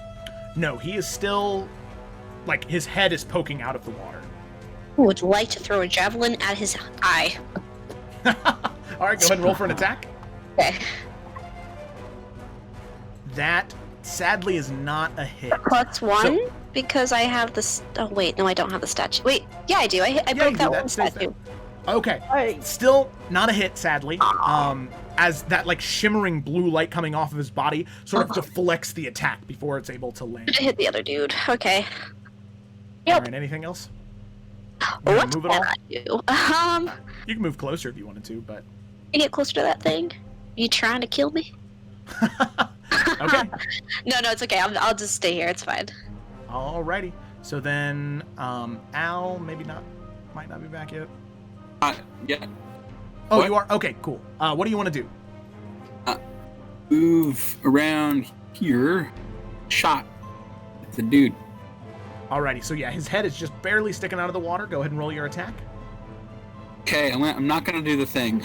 Not gonna do sharpshooter. Okay, I don't blame you. Oh, but didn't you destroy the statue? No, I already did. I already added it. Oh, oh, that's right. Yeah, okay. So 17 just barely misses as you fire the shot. It slams into the water next to him, and he just kind of sitting in the water. He just laughs at your missed shot. Alrighty. So Al, that is the end of your Let it be turn. that way then. And then we have our chieftain here, who is going to make another strength check. So if you can break free.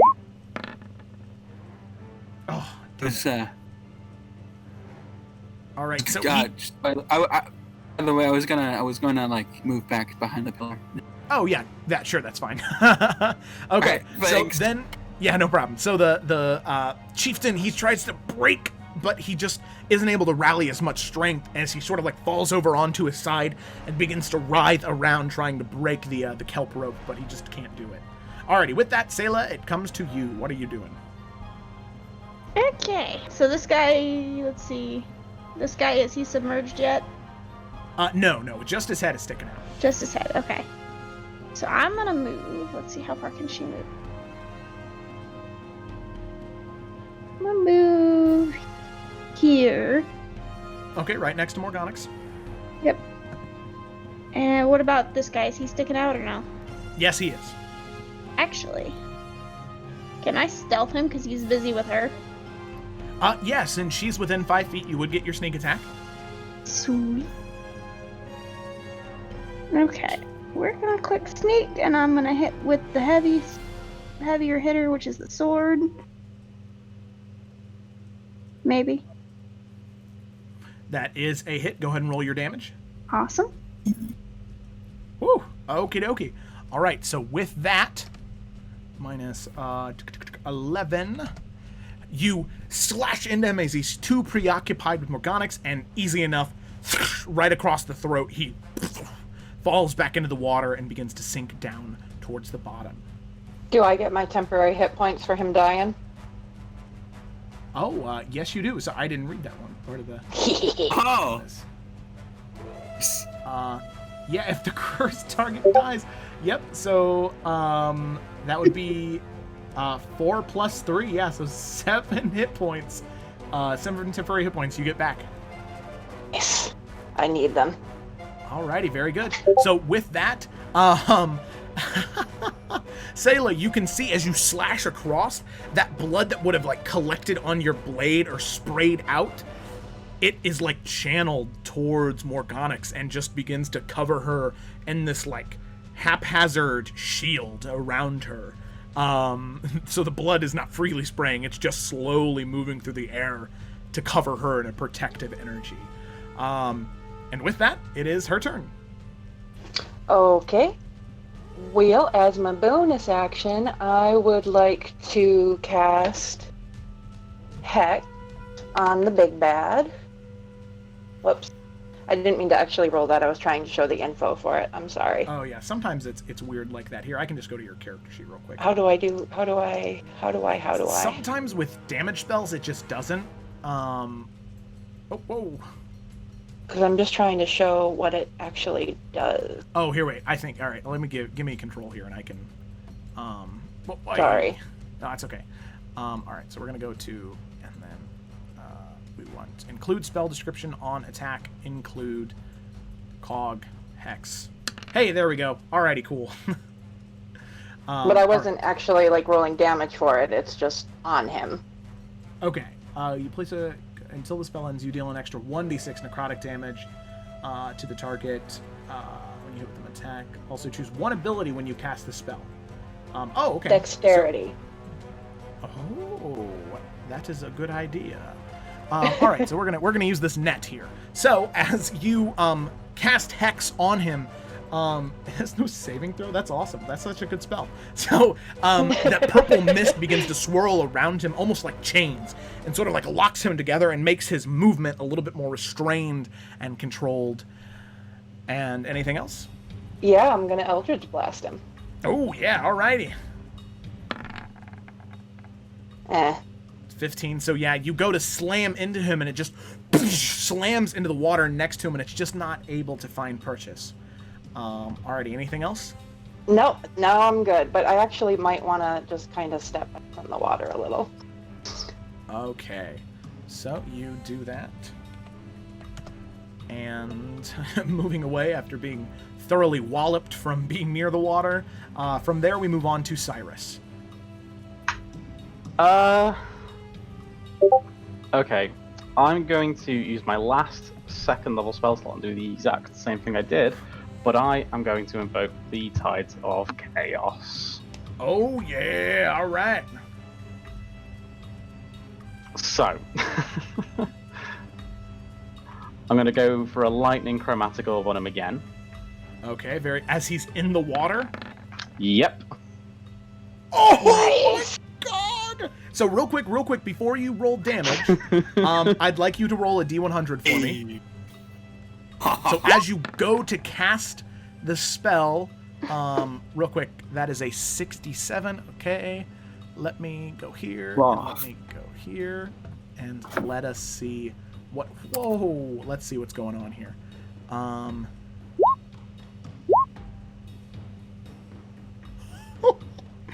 Okay.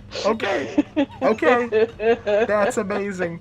Alrighty, so go ahead and roll your damage. Okay.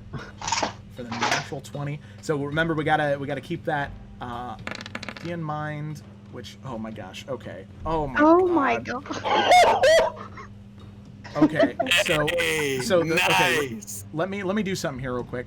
So 3d8, 8 plus 8 is 16, plus 8 is 32, plus 8 is 40. So 40 plus 25 is 60. 40 plus 25 is 65. Oh my god! He It's did. like a bolt of lightning. Oh my Wow. god! Wow. That That's is death. astronomical, and I'm so happy he's dead, because as you... So, actually, Cyrus, how do you want to do this? How do you want to do this, Cyrus? I feel like shite. at this point, like the chromatic orb's kind of gonna go towards him, but like it's gonna kind of be a bit of a rump, and then a literal bolt of lightning comes down and just fucking fries him. Okay, so... as you cast it, that is exactly... There was just this huge...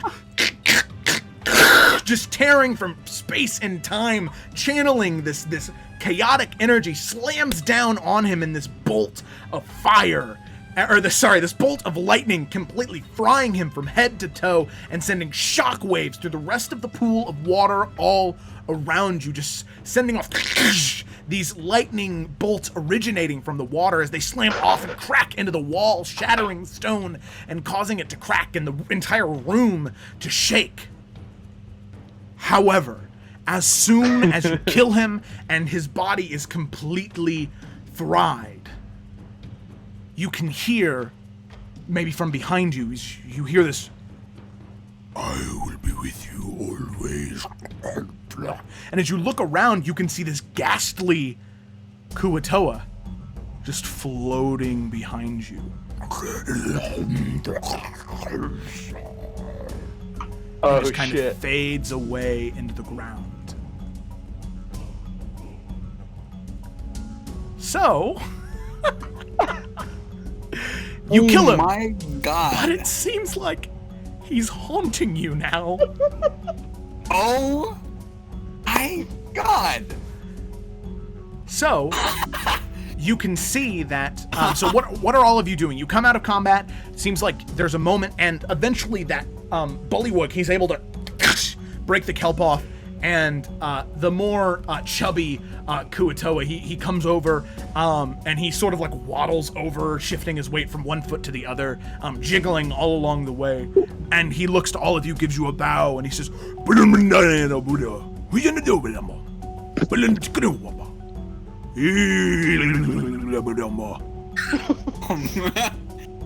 I can't stop thinking of Gungans.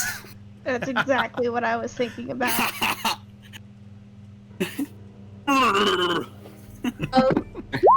Alec will put her hand to her chest and like bow at him, and she will say,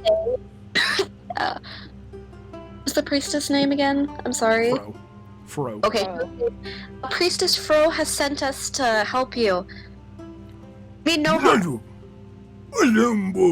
And he sort of raises his hands up and like gestures them towards you all, and he like gives you a very slight bow, and you can see like the different like squeaky fat folds as he bends. They kind of as he moves down, and he sort of and he slams both of his hands with his belly, causing this like mass reverberation. And he gestures towards the coffin that is glowing like this deep translucent blue, and he gestures towards you, and then gestures towards it, and he sort of gives you a bow, slaps his belly with both of his hands one more time, and he sort of gives this like hearty laugh, and he sort of waves to all of you, and then just sort of jumps into the water down here. Well, I think that means we did a good job. And are we supposed to look in the coffin? Maybe this is an explorer. Maybe this is what we've been looking for. Oh, let's take a look. I always wanted to be an archaeologist. Sorry, I said feeling. I meant seeing. Ooh, me first. Okay, so real quick, you don't see him right now, Cyrus, but there is this odd, like, it's funny that you write feeling, because you can just feel like a chill on your shoulder. Oh, that's unpleasant. And every once in a while, you just hear this sloshy slime, this just every once in a while you feel it. And hear Every time that happens, I'm gonna say, "Dude, fuck off!" and I'm gonna like drink the bourbon.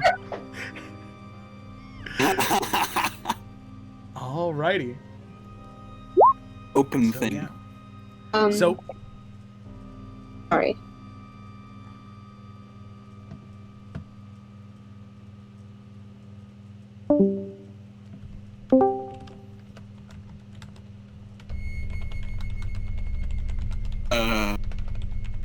I'm gonna. Nothing. all right. Oh, I'm sorry. No, you're good. Alrighty. Whoa. That's not what I wanted to happen. Okay, so as you get there, so Al, you wanted to try and open the coffin? Sure. So Maybe wait and let Sayla check it for traps. Come on. It's probably no traps. I mean, what trap Wait. would happen? Alec will put her hand on. Oh, wait. So are you letting Sayla check for traps or anything? Why not? Just gonna go for it. Investigate that shit. Okay. Okay. Okay, so you scan along the edges all around. It seems not to be trapped. There's just that light blue glow coming off of it. And then I retreat because there's no way I want poisoned again. So yeah, you take a step back, standing next to Cyrus, as you can hear him every once in a while just go, "Oh, fuck off."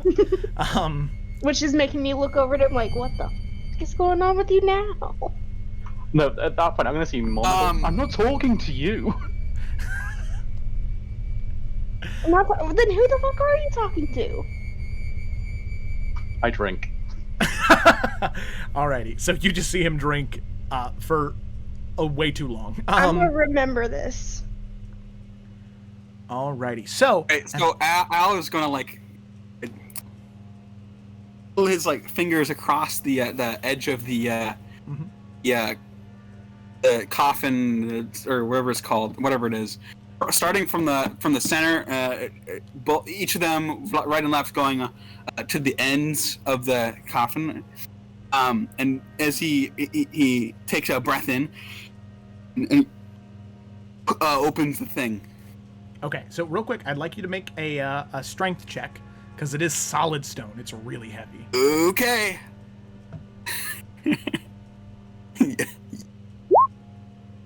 Okay, not the best I've ever made. Can Okay, Alice so- like push him aside and open the coffin? Yeah, Alec. Wait. There's no check necessary. You just dig in to the edges and you lift up and throw it backwards and it slides down, and you expect to see a body, Nobody. but you don't. You see a sword, a saber, like a cutlass almost. You see a note, and you see gold, like a gold and black tunic, which Morganix and Al, you would recognize these as the signature clothes of Berrimichi, but just his clothes, his sword, and a note are left here. Morganix picks up the note. I'll picks up the sword. So, all right. Morganix, you pick up the note, and as you hold it up, it's in that old Thoralian, that common language that you don't quite understand. But then, your patron, she says, "Oh, that's much better, thank you. Oh, this is quite interesting." And as she sort of retreats, you can now read what it says, and this is what the note looks like. And I would read it aloud. Yes. Welcome, initiate. You have found where Berrimichi was laid to rest. If the lost city is what you seek, you must find where Baralo was born. My sword will point the way. And there's a small map of what seems to be a building on the top of a waterfall surrounded by trees. And Al, as you begin to look at the sword, on one side of the blade, it seems to be that old Thoralian language that you don't understand. And then on the other side, there are runes, same as the totem that you saw. Let everyone else know if they tell. So, Morganix, you would be able to read the Thoralian on there, and then Alec, you would be able to read the runes. I will translate. Read away. And Read Alright. away. What's the sword say? Alrighty, so on the Thoralian side, and I'll just go ahead and show this to you guys. So that is his sword right there. Show the players. On one side, in Thoralian, it said, "Every man is the artisan of his own fortune." And on the other side, Alec, you read it as home, Itashari, which is the primordial embodiment of water, and rebirth. It's a very nice, well-balanced cutlass, and it seems to have experienced no wear and tear at all from the time it's spent in this coffin. Like sheath or anything? Nope, it's just the blade. Do I And get most the of the time feeling? with- Oh, I'm sorry. I was just going to say, most of the time with cutlasses, especially like this shape and size, there's not normally a sheath, but normally just like a hook that it'll go into. It seems as though Gotcha. the craftsmanship here seems to lead you on to believe that. I know of The like safest thing. does because my people, like, they obviously are wardens over the rivers where she's from, and they are obviously worship her, Shari, often. I like the words home at Ashari and rebirth like ring any bells. Like, would that be a location? Like, is there like a certain city or tribe that other than us that also does it, Yes. do you get what I'm trying to ask? Does that make any Yes, sense? no, I completely understand. Right. There is, well, real quick, well, no, this isn't a history check, because this is just common knowledge for your people. But there is, and it's been abandoned for quite some time, because a lot of your people considered that it was cursed. But it was the original temple to Itashari, and it was built on top of a waterfall as a symbol of the life that she gives the world. And waterfalls are coveted by your people specifically because they are seen as the ultimate process of life. Now, it might be tumultuous and you'll feel like you're falling, but you always land safely in Itashari's arms. And you know generally where that place is.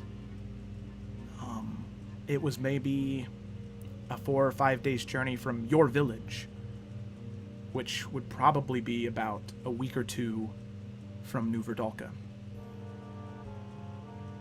Okay, I will share all that information with everybody. Morgonix is kind of assuming the sword is magical, but does she get any vibe off of it, or even the tunic? The tunic, kind of. It's hard to really pin down without like having an identify spell, but the sword and the tunic both seem magical in one way, shape, or form. Then I'll pick up the tunic and say, we need to have these items identified. Okay, so you pocket that. Al, you have the sword. And as like all of you strap it, like the, I guess. Yeah, sure. Strap it to your belt. Or strap it to your belt. Easy enough. You can find a metal hook to sort of affix there. I was gonna do it like against my on my backpack. Oh, sure. Yeah. Be a little easier to maneuver with that. Yeah, sure. So you strap it on there. It does seem to be a dex-based weapon, pretty much using a rapier, like a D8 plus dex, except it's slashing. Yeah. As sabers are. So, as all of you are standing there, gathered, talking through this, and Al, you saying what, where you think this might be, and what this could possibly be.